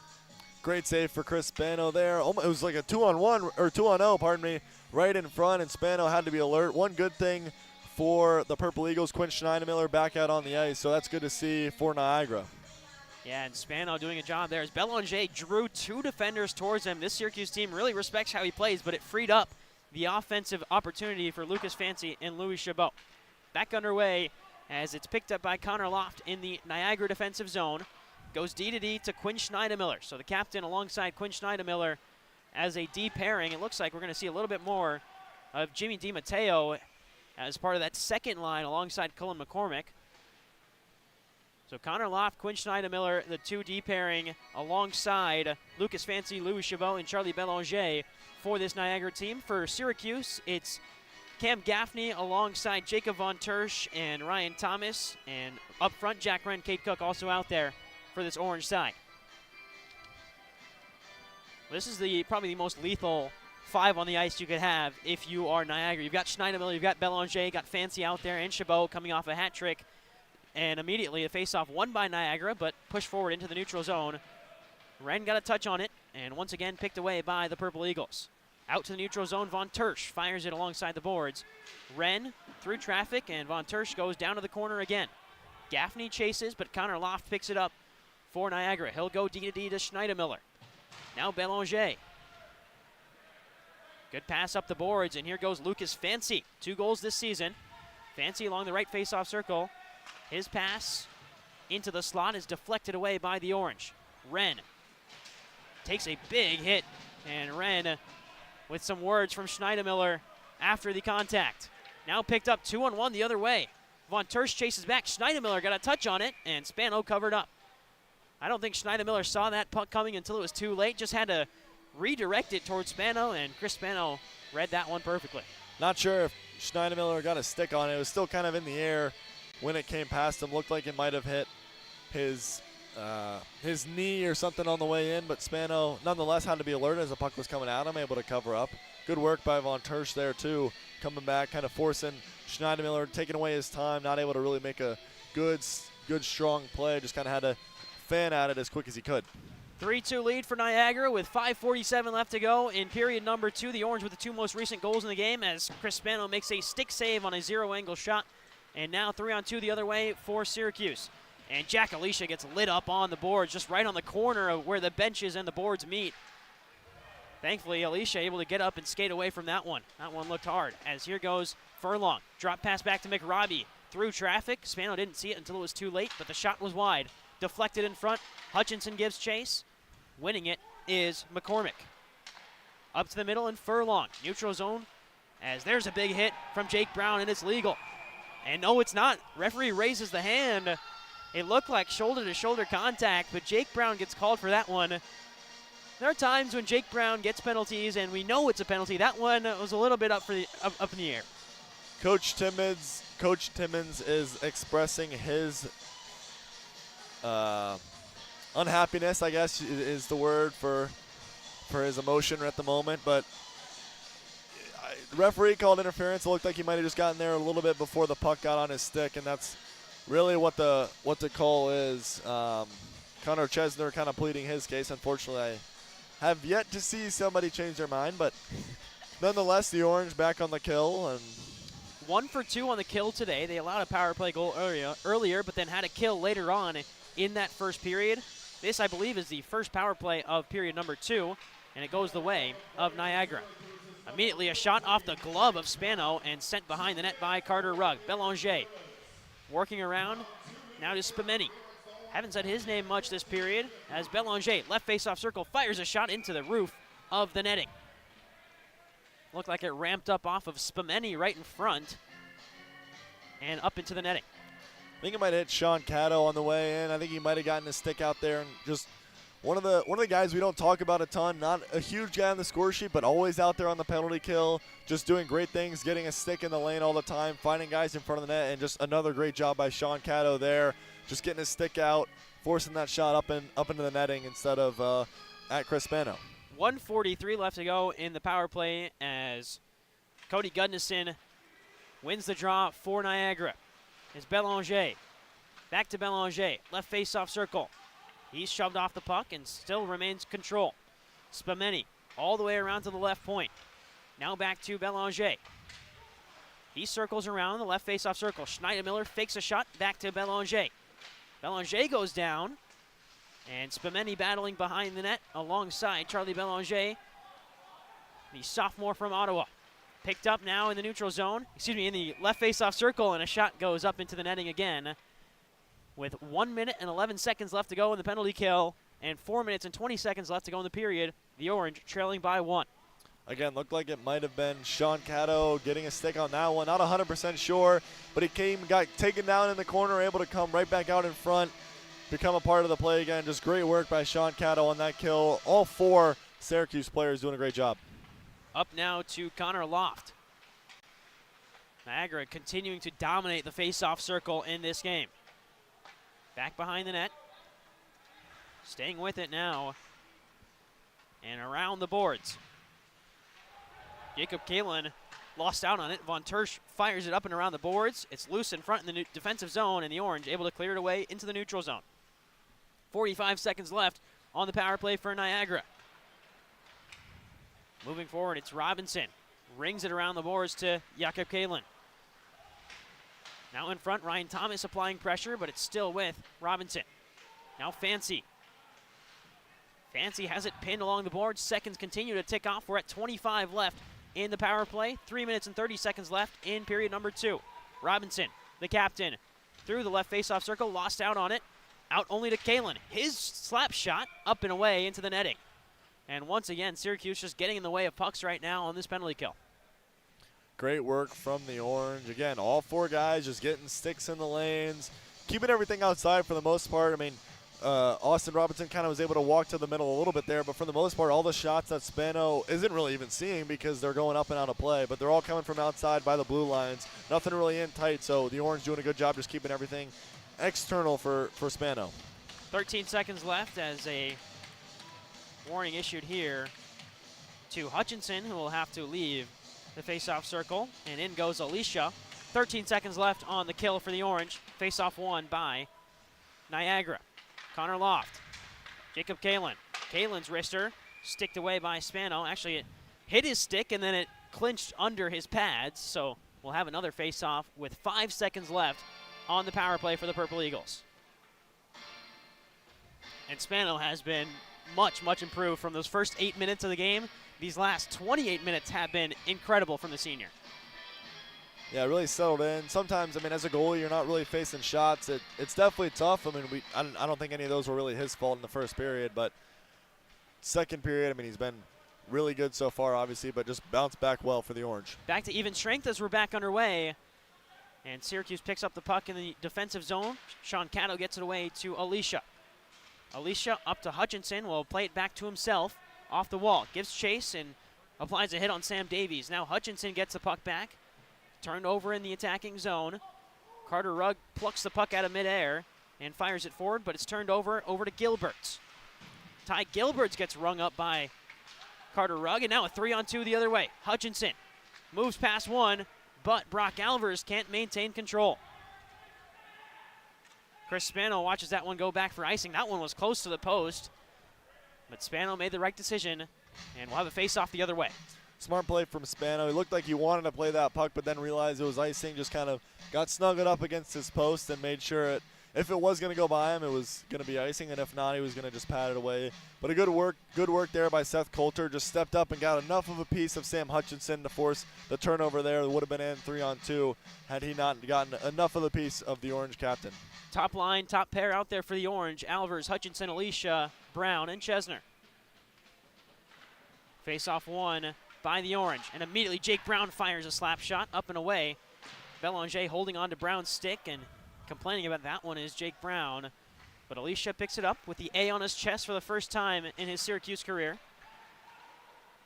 Turned over in the neutral zone, back to Alicia. Alicia can't find an outlet pass, is going the other way is Chabot. 2-on-1, here's Coulter, the D-man, and another save from Spano. Coulter's not in those positions too often. You could see it there, just fired it right at Chris Spano's stick. Drop pass left back for Chesner. In the attacking zone, the Orange looking for an equalizer. It's been a 3-2 game for the last 10.5 minutes as Niagara moves the other way. Into the attacking zone, left face-off circle. Spano makes another big save with a stick. The Orange looking for a chance to just get some attacking zone time. Instead, it's still with Niagara. McCormick, backhand pass from the left face-off circle, goes back to McCormick. Quick feed in front, left face-off circle, shot goes behind Spano. Picked up by Brown. He's being hounded right now by Kalen. Now Pendergrass moving through open ice. Still in the defensive zone. Pendergrass finally gets it away. Out to Vasilevsky. His touch on it. Away by Nyborg.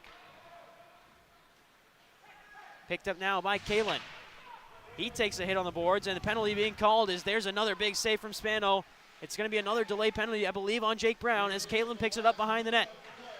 Around the boards. Left face-off circle, extra skater on the ice for now as it looked to be touched up by Duffy, but referees say play on. Cole gives chase. And 6 skaters on the ice right now for Niagara. Delay penalty upcoming. Out wide to the left face-off circle. Kalen stops on a dime to Schneidemiller. Already got one long-range goal today. Kalen fires, saved by Spano. Back out Kalen again walks it down. His shot wide. Picked up by McCormick. 25 seconds left to go in the period. Still a delayed penalty, as that one still not touched up by the Orange. And now in front, walking the line, over now to Gudnison. Cross ice feed. Schneidermiller tapped out wide. 10 seconds to go in the period. Delayed penalty still upcoming. And finally touched up by Jake Brown. So after what was almost a minute and 10 seconds of a delayed penalty, with 5 seconds left in the period, the Orange are going to go down a man. You've already done basically half a penalty kill. Yeah, a lot of tired guys out there for the Orange, finally able to touch up. But again, doing a better job this period, even when they are tired, just kind of really compacting, getting into the house, kind of staying and trying to keep everything outside. A few times there, the Purple Eagles did have a little probably too much time, more than Chris Spano would have liked to walk in and really set their rangefinder and figure out where they want to go. But nonetheless, they get to touch up and keep the 1-goal lead. 5 seconds left, 2-minute power play upcoming for the Purple Eagles. This is power play number 4 of the game now for Niagara. They've only scored 1 power play goal today. 5 seconds left, the horn sounds. So we will head to second intermission. 1 minute, 55 seconds left of a penalty to kill, but the Orange go from 3-1. The Gargurovich goal makes it 3-2, and we'll head to the final 20 minutes with all to play for here at Dwyer Arena. Don't go anywhere. We'll be right back on the SU Hockey Network.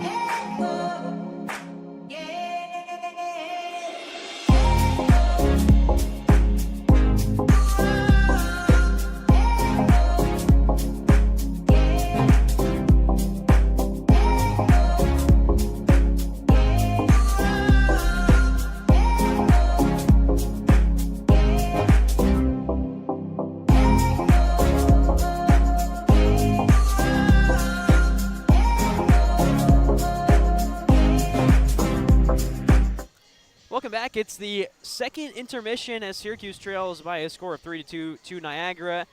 The Purple Eagles, the 4th best team in all of the ACHA Division I, and Syracuse holding its own. As we welcome you back into the booth, I'm Arnav Pokhrel. Jackson Cowen stepped aside. We've got Anthony Solt alongside me. Where's the number 24 for the Orange? Anthony, it's your senior season. How's it been so far with the Orange? It's been good. I really like the freshmen. We got a really good group of guys. I feel like we're really good. A nice, tight-knit group this year. Have a lot of fun, getting some wins on the road, getting some league wins, and playing some good hockey. So. And now you're in your senior season, so I just want to take a look back through memory lane here. What are some of your best memories during your 4 years here as a member of the Orange hockey team? Ooh, good question. The Drexel trips are always a ton of fun. It's a fun rink to play in. It's a fun rink to be in. It's loud for some reason. It's super loud. The sound just echoes everywhere, so you hear everything, and the boards are just super insane. You get bounces that go all over the place. When I think of fun road trips, I always think about going to Drexel. I don't know why. I always think about the senior game, the last game of the year at URI with Manny and Yeah, a couple years ago. and Murph and all them. That game always really sticks out to me. What are some other good ones? I always remember playing here for some reason. This Here? place is huge. I was talking to the guys on the like when we were sitting in the stands, and this rink just feels giant. That and Delaware are the two biggest rinks. I feel like you're skating a marathon whenever you're playing on them. So couple of big games, a couple of big memories for you. I mean, the past 2 seasons, you've really established yourself as one of the guys who goes out there on the kill and has an efficient penalty kill. So kind of what's that mentality been like for you when you're on the bench? Your team gets a power play, or the other team gets a power play. What's your mentality on the kill? Oh, you just got to be in the way and be annoying. They've been doing a really good job on the kill today. Yeah, the kill's been great today. I believe 1 for 3, maybe 1 for 4 after these next 2 minutes. But for you, I mean, you establish yourself as one of those guys, and how important is it for you to be that vocal leader on the kill, especially when you're surrounded by such a young team that you've been surrounded by these past 2 years? It's just like kind of making sure it's like commanding an army almost, like making sure you got your guy, you're going to your spot that you need to be. Hey, I'll take this lane, you take the other. Really just communicating and making sure you're all on the same page. That way all bases are covered. And if you know what the other guy's doing and you know what you're doing yourself, you kind of got all things covered on the ice. And so it's a nice efficient system that works, and it's very efficient. It kind of works like a clock almost. You're just doing all these pass-throughs and all these circling and all that stuff. So that's And for you now, other than hockey, we have to mention, you're a member of the esports team at Syracuse. I believe it's CSGO, if I'm not mistaken. Yeah, Counter-Strike. You guys are coming off of a national championship the last season. So, walk me through how you got first into esports and then sort of setting up that team at Syracuse. I mean, I used to play Call of Duty when I was a kid, and then they changed it and made it not as fun. And I was like, you know what, I need another game to play. So I started playing Counter-Strike in 2016. I had a buddy that went to Grand Canyon University, and he was also played Counter-Strike and played ACHA hockey. So we had like the biggest things that we did in common, and he was a really good friend of mine. And so he kind of put collegiate esports on the map for me. Like, it's like something you could do in college with your friends. And so when I was looking at school, when I saw Syracuse, it had hockey, it had the space and Barnes, and it had the esports side of it. So I was like, wow, I could do the things I like the most here. So that's how I ended up getting here and getting involved. And since then, it's just been getting bigger and bigger with like the chancellor and his initiative to like kind of make this a whole thing. We like got a nice big group of staff now that handle all things like management, competitive, broadcasting and production. We have one lady who's also working with us about like the whole entire club, getting the whole community involved. It's really just exploded, and it just so happened in terms of our Counter-Strike team, we had 2 incredibly good players, just willy-nilly, total coincidence. And so we had a really strong team last year, and we were able to just kind of string together a run as like the 4th or 5th seeded team. Beat the 1st seed, beat the 2nd seed, and then beat the 4th seed. We just kept upsetting and upsetting and upsetting. So it was a lot of fun. It's a really good group of guys. I always say it's super competitive. It's like you're always competing. You're competing to win like the same way you're doing this. You're competing to win. It's stupid, but it's on a video game. But it's a ton of fun, and something I don't take for granted whatsoever. It's really cool. And one thing I wanted to mention is you guys were playing at Nationals last year, the day that we had a hockey banquet at Syracuse. Yes, and all the guys were locked in, watching you and supporting you. I mean, how does that feel, knowing that you have support in not just your esports team that comes out to support you playing hockey, but you've got a hockey team that supports you playing esports? What's that like? What's that feeling like for you?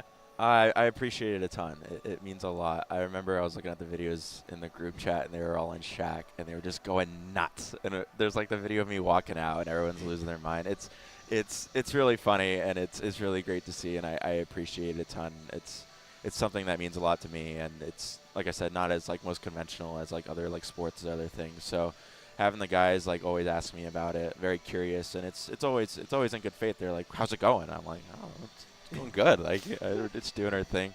But it means a lot. I'm glad that everyone's really supportive, and it's something that like you all can relate to. And everyone plays video games, always do something.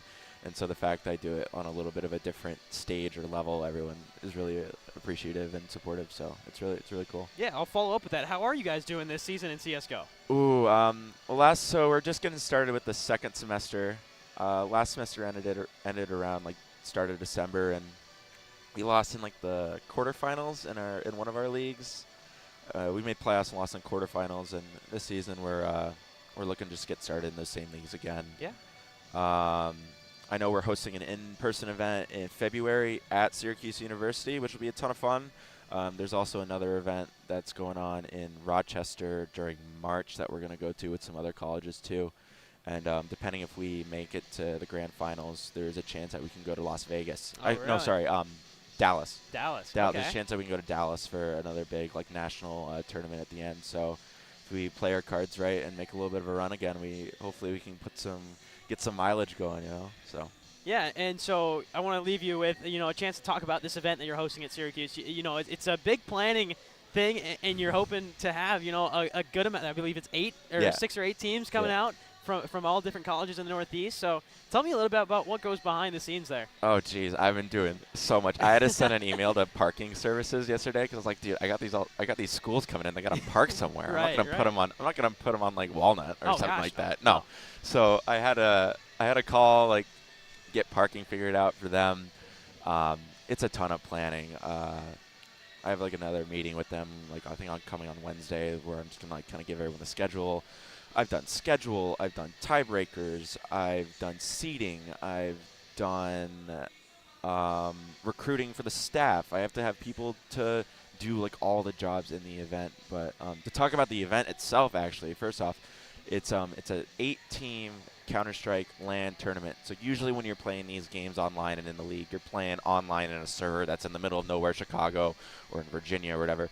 But when you play on LAN, you're playing on a local server, so you don't have any delay or any ping or any of that stuff. You're locked in right in locally. And so it's a lot of fun, and not a lot of people get to play on LAN in person that much. And so we're having Boston University, Northeastern, Rochester Institute of Technology, Worcester Polytechnic Institute, Carnegie Mellon, University of Rhode Island, and then there's one more that I'm forgetting that I always forget, and I cannot remember it. But there's one other school that's coming as well. Syracuse is playing as well, Syracuse, right? yeah, our team's in it too, and I can't think of the other one. So no, Stony Brook's not coming. But yeah, we're having all these teams come in and compete. It's a 2-day event. Everyone gets about 5 or 6 matches worth of games, nice. guaranteed matches, and it's going to be a ton of fun. There's not a lot of in-person, like I said, there's not a lot of in-person events that people really get to go to. So the fact that I could host it not only on campus, but in the really cool brand new facility that we just built that has every bell and whistle you can imagine. I saw it and I saw the renders and I was like, I have to do something in here. I just have to. And so thankfully through the likes of Arnav, we have some awesome photography that's going to go down. So you guys will see some very beautiful pictures of it. I can't wait. It's gonna be a lot of fun, and it's something that like I said, I've been working all semester on. Yeah, so salty. Appreciate it. Yeah. Thank you for coming out. Anytime I get to talk to you about hockey or esports or the both, like we just did, it's always much appreciated. Thanks for your time. Thanks for coming on. Of course. Talking to this mic's so much fun. Maybe I should do it more. Yeah, I've been trying to get Salty on air for the oh my God, past year too many and a half. times. He's like, come on. And I'm like, nah, finally, I'll do it. Finally, why not? All right. Why not? Took you long enough, but we'll head to a little break. We'll be back when action resumes here at Dwyer Arena.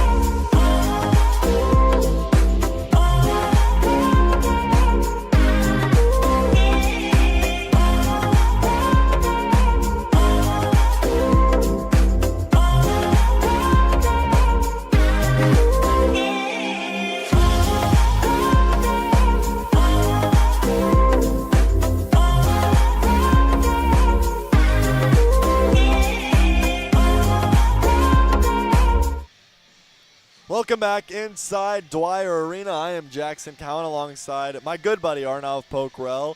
A matinee affair has Syracuse down by just 1 goal with 20 minutes to play here in the third period against Niagara. The number 4 team coming into this one. Syracuse has held up, especially in that second period. They won the period 1-0. Niagara scored the opening three of the game in the first period. Carter Rugg buried a late power play goal. They got the Orange on the board, and then the second period really mostly dominated by the Orange. They get 1 goal and now 1 goal lead.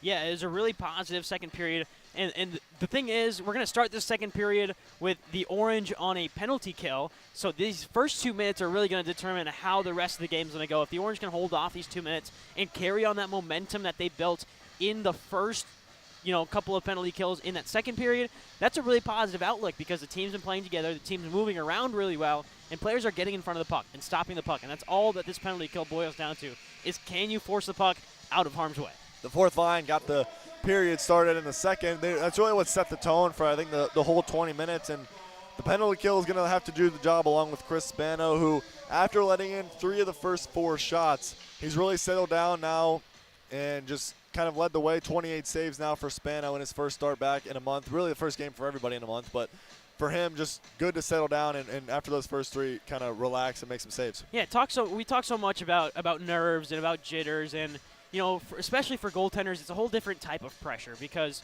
you make one mistake, the puck's in the back of the net. And for Chris Spano, he just didn't see the first couple of pucks really too well, and then there was that one in front from Belanger where the puck was just sitting there loose in the low slot. Belanger goes forehand, backhand, and tucks it home.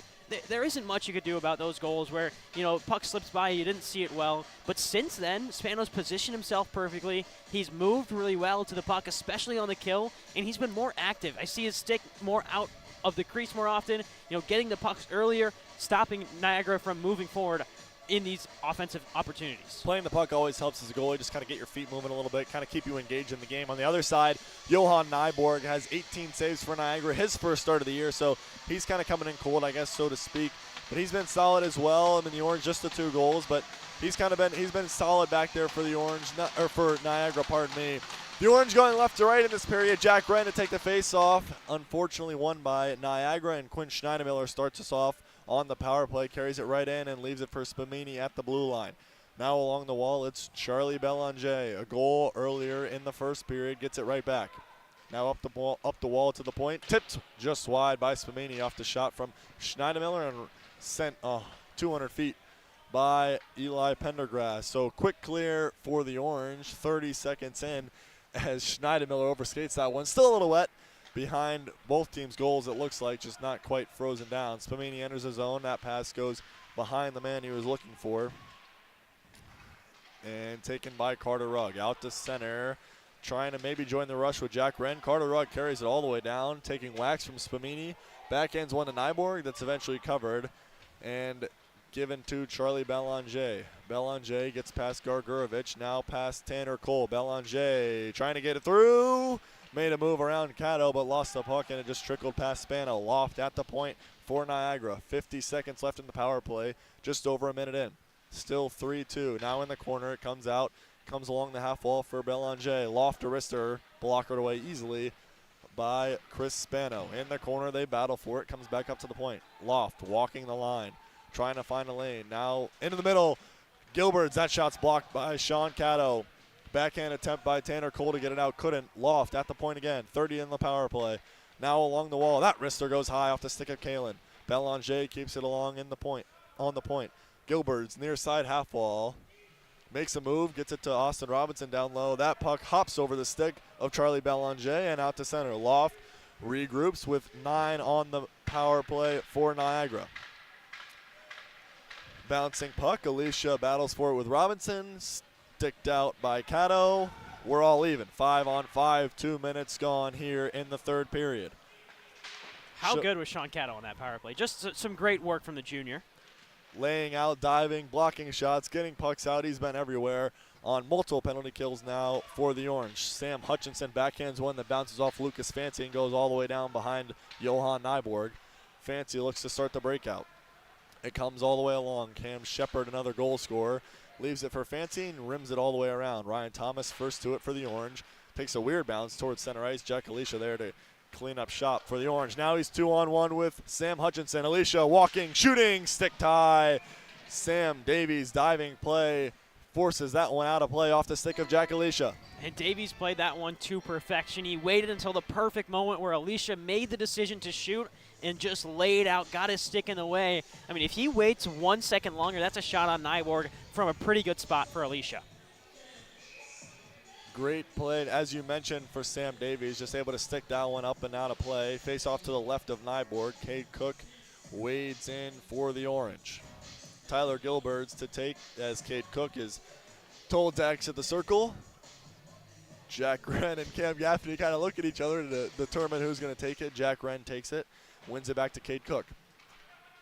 Lifts one lightly along into the corner. Jack Wren was there, but he fell down, so Tyler Gilberts has it momentarily. He continues to battle with Gaffney, who comes away with it. Pressured by Cullen McCormick. Gaffney pins it. Now he's taken down by McCormick, but Jack Wren in support gets it to him. Chesner at the point. Wrister, that goes high. Just past the glove of Nyborg. Didn't look like he ever saw it, but goes harmlessly past him and into the glass. Cullen McCormick now behind his own goal, starting the breakout. Backhands one to Louis Chabot. Now it's Furlong, trying to go far side, but it's past McRobbie. Rimmed all the way around. DiMatteo keeps it in. Chesner, though, gets it out. Jack Wren trying to find Cam Gaffney, couldn't do it. Now Jake Brown moving through the neutral zone. Into the offensive zone, he finds Cam Gaffney. Backhand pass looking for Gargurovich, broken up and out to center. Sean Caddo back on the ice, gives it to Jack Wren, who dodges a hit. Had a man coming at him quick. Cullen McCormick and Quinn Schneidemiller regroup. In his own zone, Schneidemiller score the second of the play. Now it's Little in alone with Spano. Good save. Chris Spano out on top of his crease. Right back in front. Kalen is there. Good stick by Sean Caddo. Takes it away from Kalen. Along the wall, Gargurovich trying to get it out and does, out to center. So a good response so far by Niagara, keeping the pressure on. Kalen again enters the zone, gets around, tried to get around Carter Rugg, but he broke it up with a good defensive play. Max Gargurovich back the other way, 1-on-2, stood up by Schneidemiller, but he leaves it for Anthony Larkin, who tried to dipsy-doodle around Connor Loft, but it's broken up and covered by Johan Nyborg. I mean, this has been one of Sean Caddo's best games I've ever seen him play in the Orange. He hasn't gotten the score sheet, yes, but what he does is defense, and that is exactly what he's done. It started with the penalty kill the first 2 minutes of the period. That really set the tone for these past 3 minutes. He's been locked down so far in this third period with just under 16 minutes to go. I mean, that is some really solid play from a guy who doesn't get enough recognition for this team. Just over 4 gone in the third period, 3-2, Niagara still leading. Peter Spamini dodges the hit out of the corner and trying to get it out into neutral ice and will. That pass gets to Shepard and he'll just dump one in. Von Tersch takes a rough ride from Spamini into the corner, but he's able to get it to Larkin. Now Von Tersch down on the ice, but the Orange come back 3-on-2. Ryan Thomas, good save, patted away by Johan Nyborg. One-timer from Larkin was blocked on the way through. I believe that hit Cam Shepard. Von Tersch just lofts one into the zone, and both teams make changes as Schneidemiller is below the goal line with the puck. D-to-D for Connor Loft. He's taken down by Brendan Duffy. That's going to be a penalty as Connor Chesner touches up. Brendan Duffy will sit for 2 for tripping. Just trying to get it on the forecheck there, but the Orange back on the kill. Yeah, and it's been a little bit of a line change here defensively for Niagara. Connor Loft and Quinn Schneidemiller are playing together now. And that's just the intelligence from Connor Loft. He senses pressure from Brendan Duffy and steps forward into the stick, and Duffy has no choice but to try and get the stick away before, Loft will sell a trip, and in doing so, he trips Loft anyway. So it was probably bound to be a penalty no matter what there, because Connor Loft is a really intelligent defender, and he sensed that pressure coming from behind. Great skater, just able to move so quickly away from Brendan Duffy, and Niagara back on the power play. 5 minutes gone here in the third period. Face-offs to Chris Spano's left. It comes to Loft at the point. He drew the penalty for Niagara. Austin Robinson on the near side, half wall, down low. It is Alex Little. Saucer pass to Robinson back along the half wall. Now below the goal line, it's Little. The two of them try to isolate Sean Caddo, and they play catch again. Little below the goal line. Now he moves to the other side, but reverses back for Austin Robinson. Trying to set up a play right in front. Just hopped over the stick of Lucas Fancy. He was right out in front, tried to trying for a one-timer. Now Little, though, 2-on-1 with Robinson. Cato, the lone man. Cato broken up. Great play by Sean Cato, and Carter Rugg gets that one to go all the way down to the other goal line. I mean, I'm going to repeat myself here. Another great defensive play there from Sean Cato. 1-on-2 and finds a stop. Sean Cato, great play. Gargurovich in alone. Tanner Cole forced that one, but Connor Loft broke up the play from Max Gargurovich. Good work by Tanner Cole, continuing on the forecheck. Now Max Gargurovich picks up where he left off. Out the other way comes Niagara. Kalen rims one all the way around, and it's going to come and be stopped by Alex Little. Pressured, though, by Ryan Thomas. He holds his man into the boards. Little right out in front. Kalen fell down. Still there. Gargurovich sticked it away, but only as far as Schneidemiller at the blue line. Gets it back. Quinn Schneidemiller across and holding. Schneidemiller. Rister sticked high. Played with a high stick. And Jacob Von Tersch touches it. So no high sticking. Right out in front. Backhander across the crease. Still available. For Little couldn't get a stick to it. Back at the point, it's Austin Robinson. Schneidemiller holding on to it. Right in the middle of the ice. That one's off the stick. Kalen's pass was broken up by Max Gargurovich, and it comes all the way around. 16 on the power play. Gargurovich gets it all the way down with 10 to go. 7 minutes gone here in the third period. Johan Nyborg trying to stretch it. That goes past the outstretched stick of Jack Alicia and all the way back down. But the penalty is going to expire here as the last 2 seconds tick away with Connor Chesner ripping it all the way down. Sam Hutchinson first to it off the stick of Nyborg. Leaves it for Alicia. The two of them, the only orange players down there. And it comes out to center. Jake Brown trying to start the breakout. That goes off the skate of Brock Alvers. Brown in support, able to help him out and get the puck. Good work, though, by Louis Chabot, who was falling down, able to come away with the puck. Chesner, Alvers along the half wall, backhands one out. Alicia couldn't beat Belanger to it. And Sam Davies will find Cody Gunnarsson as they break out. Cody Gunnarsson is run into. Holy, Jake Brown had him lined up. Back the other way. It's Alicia. Rister blockered away by Johan Nyborg. Gunnarsson back to his feet. Good to see after taking a big hit from Jake Brown right in front of the orange bench. That one's ripped all the way down. No icing. Stretch pass. Here comes Louis Chabot trying to find Gilbert's in the middle. Backhander off the back and side of Spano and held away. Rugg rimmed one around, but nobody was there for the orange. Cade Cook gets to this puck. Gets that one out, but it's going to be icing.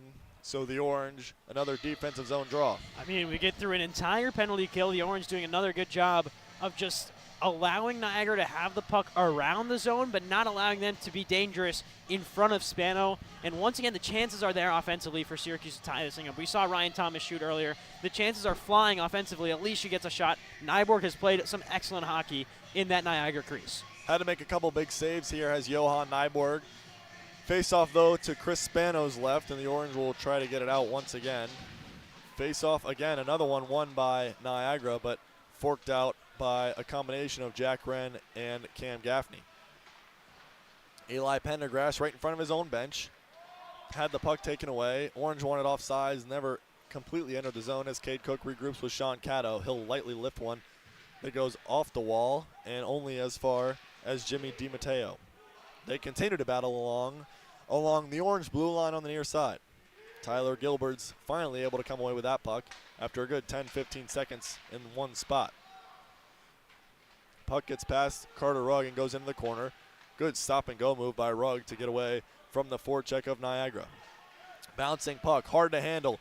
Cade Cook first to it, able to take it away from Coulter. Now he's run into by Coulter, but puck stays in. Carter Rugg trying to hold on to it. Played by McRobbie and out to center. Carter Rugg back the other way. Had a goal earlier. Carter Rugg now. Rister, that one goes wide off the stick of Coulter. Ryan Thomas, the two orange defensemen, the two forecheckers right now for Syracuse. Flipped out to center. Glove down by Wren, but it goes past him. Chabot, 2-on-1. Pass was behind. Fancy couldn't handle it. Stretch pass. Gargurovich. Niagara's changing, and the wrister goes just wide from Max Gargurovich. Von Tersch dodges a hit from Louis Chabot as Ryan Thomas gets one to Jack McCormick. Gargurovich, another wrister off the toe of Johan Nyborg. Here comes Charlie Belanger. Breakaway. Diving pass. Backhander. He scores! Charlie Belanger, another backhander. It's 4-2 Niagara. Yeah, and that play just broke down right from transition. Syracuse overcommits on the Gargarovich shot, and then immediately a stretch pass that splits the two defensive players for Syracuse. Just miscommunication from the Orange, and Charlie Belanger bearing down on goal. It's been twice now. He's been one-on-one with Spano, and both times Charlie Belanger has come out with one more to Niagara's score. Yeah, 2 now for Charlie Belanger. That time just able to get past a diving Ryan Thomas, who was unable to catch up with him. You said it. Max Gargarovich's shot just kind of ends up going all the way around and ends up really being a breakout pass for Niagara, and Charlie Belanger was there to receive it and put the puck in the net past Chris Spano. So 4-2 halfway through this third period. Jake Brown with the puck. Rips that one all the way down to the icing. A good hustle there from Duffy, just a little bit too behind Quint Schneidemiller, and Schneidemiller very comfortable with the puck at a stick, so even if that wasn't icing, he would have gotten that one out. Could have been another transition opportunity for Niagara. So Syracuse gets a chance to take a breather now and reassess the offensive strategy. I think it's been fine. I think you noticed it a little bit after that second goal. The Orange love to commit players forward on offense. We saw Ryan Thomas and Carter Rugg, the first 2 forecheckers on a line, so Syracuse just needs to stay back a little bit and stay calm. 2-on-2 the other way. Tanner Cole run in too hard. Driven into the boards by Sam Davies. Evan Vasilevsky gets to it. Has time to set up on the half wall. Trying to get it in front, but a stick play by Austin Robinson forces it into the corner. Sam Davies now given a run back by Tanner Cole, and Connor Chesner tries to start it out for the Orange. Chesner starts his engine and dumps one in. It's going to come all the way around. Brendan Duffy first to it. Run into by DiMatteo. Brendan Duffy falls down. Now Vasilevsky gets in there. Sam Hutchinson comes away with the puck. Dodging several stick checks from Cullen McCormick, but out to center as Chesner had it bounce off his skates. He just rims it right back in. The Orange make changes. Sam Hutchinson maintains his forecheck. Comes around for Kalen. Backhanded back behind. Austin Robinson trying to get it out. Orange good sustained pressure. Brock Alvers continues to forecheck, trying to get it back for the Orange. Bounces off multiple sticks and comes out to center. Cato right back in, and the Orange continue to just grind away here on this Niagara defense. DiMatteo gets it to Little on the half wall. He's run into by Cato. This one's going to go maybe all the way down. Spano has to play it. Carter Rugg motors back ahead. 8.5 left in the third period. His wrister goes off of Nyborg into the corner. Jack Alicia on Quinn Schneidmiller. Hutchinson keeps it in. It's Ryan Thomas walking into the slot. Wrister goes high. Ryan Thomas, that one just sailed over the shoulder of Nyborg. Another wrister, that time from the blue line, sticked away by Schneidmiller. Physicality picking up a bit as Jack Alicia dodges a hit from Kalen. Couple more hits this period than we've seen probably in the first 2. Brock Alvers, 2-on-2, has Ryan Thomas with him. Alvers tries to do it himself and get past Coulter, but a stick play from the combination of Coulter and Schneidmiller knocks it into the corner. Kalen able to escape to center, has Little with him, but he fell down. Schneidmiller now joining the rush. Leaves it wide. Little, wrister, blockered away by Chris Spano. Into the corner it goes. Ryan Thomas holding onto it on the near side glass along the hashes. They battle now in behind Chris Spano. Carter Rugg gets to it, trying to break it out. Pressured by Kalen and Little. Able to get it past them into Jack Wren. He has some time. Gets it out to center. Ripped right back down, though, by Seth Coulter, and back in behind. Ryan Thomas, as Niagara and the Orange make changes, will set it up. That one goes past Wren to Gaffney, off his stick and out of play. So a neutral zone draw coming up. Yeah, really good play there. I mean, Spano's made 31 saves tonight, and the Orange now just rallying around the defensive side of the puck. It's been a lot of offensive transitions that have broken down for the Orange. You saw it with Alvers, who had Thomas right beside him, but the shots are there. Ryan Thomas is firing off some really good looks. Nyborg has just been equal to all of them. They've had some good chances. They're going to have to continue to take some chances as this one winds down with 7 minutes to play here, and they need 2 to tie it. Connor Chesner finds Cam Gaffney, who tips that one in. Sam Davies first to it. Backhand pass to Charlie Belanger. Looked like that one might have gone off the back of Jake Brown and out into the Niagara bench. Face-off stays inside. So now it's what we repeated all of the first period when Niagara was dominating the face-offs. Can Syracuse now swing that face-off momentum the way of the Orange? I guess that's really what could turn this game around is winning the battle at the dot. 100%. Huge face-off coming up to the right of Nyborg. Anthony Larkin going to take it. He has Eli Pendergrass standing straight behind him, looking for a quick shot off the draw. Instead, it's won by Lucas Fancy. Got it to the point, though. Good work by Gargurovich. Chesner, wrister, deflected, swallowed by Johan Nyborg. It looked like it hit a stick in front. Not sure if that was Pendergrass or Fancy, but hit a body and had to be alert there. Nyborg just caught that one right in his chest. Yeah, Nyborg just reacting to where the puck is as it took a deflection right in front. It just landed right in front of him, and he's able to clinch it and kind of scoop it up into his glove to freeze the puck. Anthony Larkin back on the draw, this time to the left of Johan Nyborg.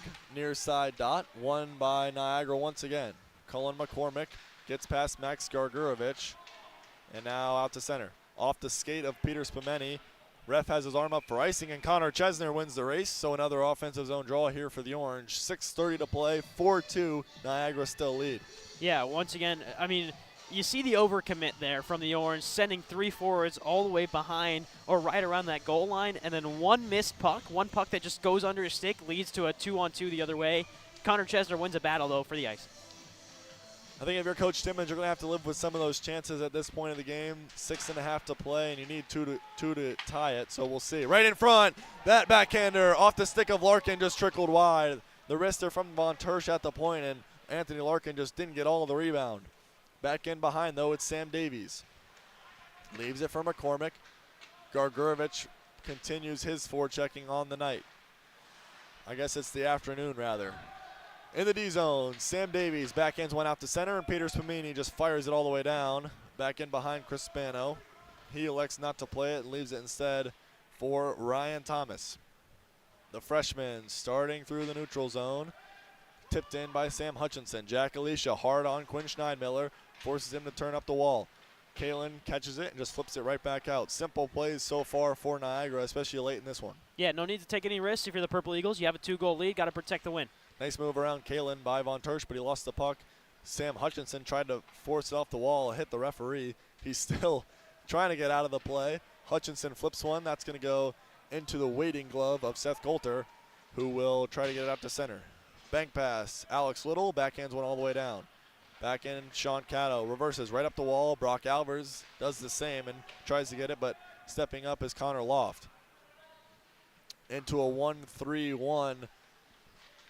Kind of a 1-1-3, actually. Our Niagara really just giving Syracuse plenty of time to break out, and they're trying to stand them up at the red line. The Orange haven't had much success so far right now trying to get in the zone. Sam Hutchinson does his wrister off the stick of Connor Loft and out of play. Hey, Jackson, you noted that 1-1-3 that you see Niagara in, and it really is 4 defensemen out there because Alex Little is that guy all the way up front. He's a defenseman, too. He's not a forward by trade. He's just playing there today on that first line. He's a physical presence. He is another defenseman on the ice, and really that's why this team, since giving up that Gargurovich goal, has locked things down, and Syracuse really has only had a couple of sparse chances in between. That fourth goal for Belanger probably going to be huge going forward. 5 to play now. As that one's fired off the glass and down. Goes into Spano, so no icing. Belanger forces him to cover up.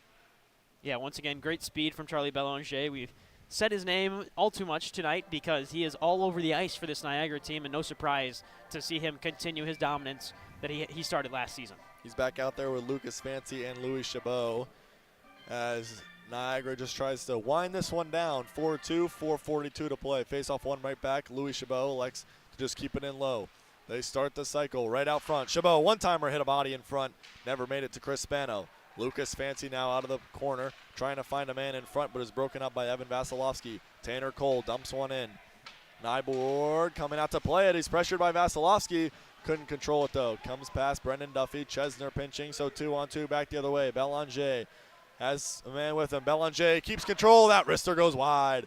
Charlie Belanger with all kinds of time right in between the circles. Vasilevsky back the other way. Finds a trailer. It's Duffy run into by Lucas Fancy and knocked down. 3-on-2. End to end we go. Seth Coulter starting the rush now. Coulter stops. Waits for help. He got it. Louis Chabot now back behind. Charlie Belanger holding, controlling, still stick handling. Comes around to Seth Coulter at the blue line. He's hit by Brendan Duffy. Belanger keeps it low. 3:45 to play now. Orange running out of time. Connor Chesner trying to do something about it. That puck comes along the wall for Brendan Duffy out to center, but ripped right back down by Ben McRobbie. Chesner has it bounce over his stick, so Niagara just keeps it in once again. Anthony Larkin back in behind, and Jake Brown trying to get it out for the Orange. Finally some time as they break out. Chesner into the middle. Cam Gaffney, 1-on-2, gets past his man. Backhander sticked away. Good work by Sam Davies to keep it away from him. 3 Orange in the corner. They battle for it. 3 minutes to go. Chris Spano still in his net as the puck comes out to center. Ryan Thomas trying to turn away from 2 Niagara players. Gets it to Larkin in the center ice. Ryan Thomas now back the other way. Going wide, wristing one. That goes wide. Von Tersch held it in. Good work by Jacob Von Tersch, able to get to it right before the blue line. Tyler Gilbert just backhands one lightly. Cam Shepard first to it, though. Trying to get wide on Ryan Thomas. Wrap around. Right in front. Broken up. Good stick work by Von Tersch and Thomas to keep that one away from Peter Semeni. Another one goes right in front, blocked away by Chris Spano. Keep an eye on Spano here to go empty net soon if Syracuse can ever gain control of the puck. Fourth line still, well, at least partially out there. Max Gargarovich. Jack Wren back the other way. Spano maybe takes a glance at his net. Jack Wren, no! Right in, just took it wide, bounced off a couple of bodies, and Jack Wren has the Orange back within 1. It's 4-3.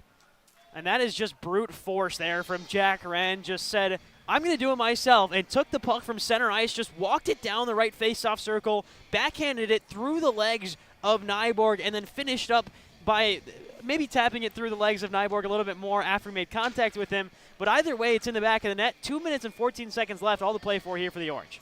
2:14, as you said. We saw Jack Wren on the other end in the second period go by Quinn Schneidemiller. No easy feat. Similar move, just kind of putting it on his backhand and going hard in the net. That time he gets rewarded, and it goes past Johan Nyborg. And the Orange, all of a sudden, who haven't had much, are within 1. Sam Hutchinson now right around the Niagara Purple Eagle in the middle of the ice. Dumps one in. Hutchinson gets his own dump in. Backhands one, trying to find Albers in the circle. Albers gets to it, though. Carter Rugg walking the line, finds Albers. Far side, Albers down low. Alicia holding on to it. I think Albers maybe should have shot that one at the point, though. Yeah, it's Carter Rugg. Albers is lacking confidence right now, it seems. That's a shot that he has to take. Hutchinson back the other way. Backhand pass to only Coulter. Spano was halfway to the bench, but it's now back out on the stick of Carter Rugg in his own zone, so Spano retreats. Connor Loft gets one around. That one goes past the outstretched stick of Kalen, but nonetheless in the orange zone. Chipped in by Brock Albers. Spano now to the bench. Chabot behind his own goal, trying to get it out. Fires one off the boards and out. That's going to be icing. So with 1:07, the Orange will have an offensive zone draw, and they get to pick which circle it's at. Well, if you're Syracuse right now, the play that has worked oftentimes this season is a quick little forward win from Alicia that goes to Hutchinson at the back post. So I wonder if they're going to try that again here. If it's set up on the left, it'll be Hutchinson to take the face-off, and he does head to the dot. If it's set up on the right side, it'll be Alicia who usually takes that one. But it doesn't look like they're going to go for that because Wren's the highest guy next to Hutchinson. Sam Hutchinson calls a timeout for the Orange. He did go over and talk with Coach Timmons prior to the draw, assuming that Coach Timmons, who's had the whiteboard out for about a minute now, kind of told him to call that one. Right now, the 4 forwards are out there. It's the Hutchinson line, so him, Alicia, and Brock Albers are out there. Jack Wren is the extra skater for the Orange. The 2 defensemen, Brown, and actually it looks like Thomas. Thought it was Chesner, but it's actually Brown and Ryan Thomas. We'll see. We'll let you know if they make any changes during this, but those are the 6 skaters huddled around the whiteboard and Coach Timmons. For Niagara, it's Louis Chabot, Kalen, Schneidmiller, Goodnesson, and DiMatteo. And if you're the Orange right now, you have to go to the hot hand. You have to go to Ryan Thomas. He's got a couple of great looks towards Nyborg. Or if you run it to Thomas, tell him to make the extra pass. Maybe Jake Brown can get involved. Or maybe Jack Wren, who's the extra skater right now, in for Spano, who's on the bench. Maybe that's your go-to guy right now. Wren did just score, so you got to go to the players who are getting shots on net because they've been dangerous opportunities. Alvers comes off. Evan Vasilevsky on Chesner replaces Jake Brown. So probably your two most offensive forwards. An argument can be made for Carter Rugg, but Chesner and Ryan Thomas, two of the most offensive defensemen on this team, are out there. The Orange have four lined up on the hash mark closest to the goal. Sam Hutchinson has Ryan Thomas right behind him. Niagara wins another faceoff. Schneidmiller, this one's all the way down. It's going to be icing. It goes past the goal. Schneidmiller takes one at the empty net. 6 seconds go by there, so 101, left in the third period. That one was close there from Schneidmiller. He lined that one up. I don't know how he got so much time with 2 or 3 Orange players bearing down on him. He found a great shot there and a great lane, just missed it to the right. Looked like it might have been in between the line for the trapezoid and the goalpost. This time the Orange switch sides, so on the near side to the left of Nyborg. One right to the wall. First to it is DiMatteo. He gets it out, but this time it won't be icing. 55 to play. Ryan Thomas starting the breakout, has multiple people swinging. Takes it himself, getting wide, run into by Seth Coulter, forced all the way around. Held in at the line though. Connor Chesner bounces off his stick, but Sam Hutchinson comes to his aid. Now along the wall, they battle for it. Chabot flips it out, but Wren's there. Rister, rebound, still alive. That one goes high. Off the stick of Evan Vasilevsky. Just goes over the net and into the netting. Hit his stick out in front. But from our vantage point, Evan Vasilevsky, if he was able to get that, he had 2 or 3 feet of space upstairs. Yeah, he was looking to go high, and he tried to go high, and I think it just ticked off of a stick in front right before it found that twine. That was a chance there for the Orange. A glorious opportunity for Vasilevsky, the senior. 32 to play. Another face-off win for Niagara. Seth Coulter just fires one all the way around. The Orange got a skate there. Spumini hard on Ryan Thomas, but Thomas wins the race. Kills 8 seconds, though, so 24 to play. The Orange have to hurry. It has to be a face-off win here for SU because 24 seconds seems like a lot of time if you want to develop a play, but Niagara has been very, very good about pinning pucks along the board. Saw it at the end of the first period. They're very, very comfortable with just holding the puck and allowing time to continue to tick off. Jack Alicia back on the near side face-off. They like to go to the right side. He pushes it forward, beats Seth Coulter to the puck. He's taken down. Jack Alicia still there, looking around. They battle for it. Still in the corner behind the net. Syracuse needs it to get out in front. Hutchinson has it, goes past him. Chesner first to it. Right in front for Wren. They score! Jack Wren right out in front with 10 to go. It's tied 4-4. Jack Wren finds a way, ties it up for Syracuse. And this has been the period for Jack Wren to come alive, scores the goal to get Syracuse back within 1, and with 10 seconds left, finds a puck in the low slot. I don't know how it got there. It was just pinballing off of players' sticks and skates, and Jack Wren saw it, found the top corner, and now we're tied with 10 seconds to go. Sam Hutchinson, Connor Chesner both had sticks in there along the battle. Jack Alicia was the first to it. Great decision by him to go forward. The Orange really haven't been able to win one all night. Cleanly, he elects to go forward. Puck kind of comes around, and they finally get to it. So 10 to go, neutral zone draw, starting at center ice. Connor Loft gets to it. 5 seconds now. Loft still holding on to it. Goes D-to-D with McCormick as the final seconds expire in regulation. 4-4, the score line. We'll let you know how we got here. The Orange went down 48 seconds into the first period. It was 3-0 for Niagara. They scored the opening 3 goals. The Orange answered with a power play goal late in the first period. Then to start the second period, the Orange scored the only goal of the period, I should say.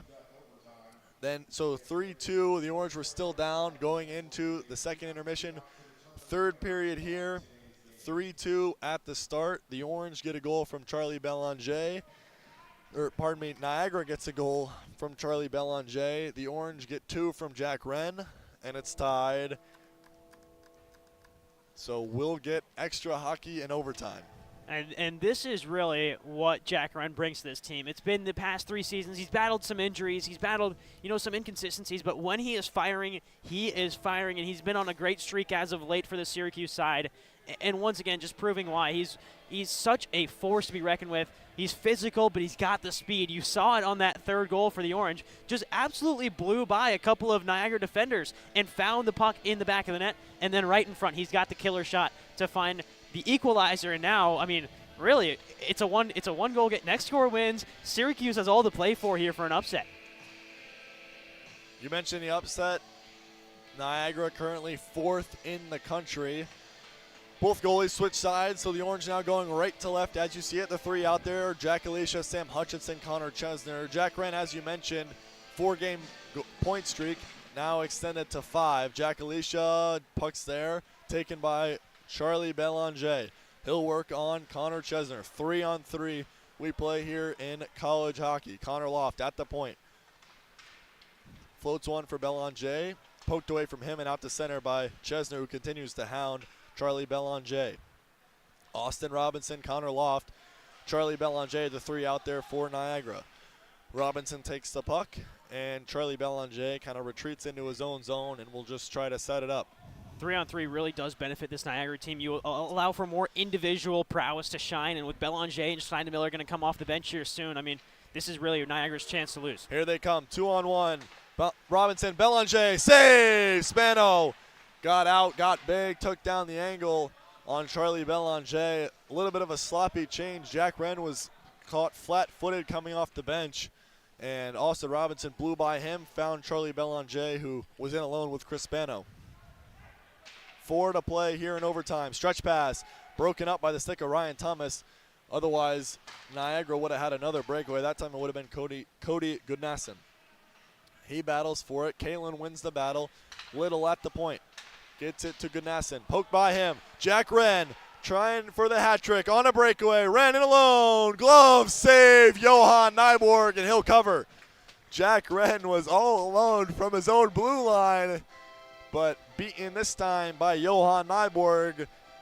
We play on. And it's twice now that the goaltenders have denied a game-winning hat trick goal. Belanger was on 2 when Spano denied him on the right side. Jack Wren is on 2 when Nyborg denied him on the left. The goalies came to play today. Vasilevsky with Rugg and Duffy wins it back to Carter Rugg. One of the few face-off wins the Orange have had. Brendan Duffy behind the goal. Turned it over, though. Peter Spumani takes it and trying to get away from Duffy and Vasilevsky.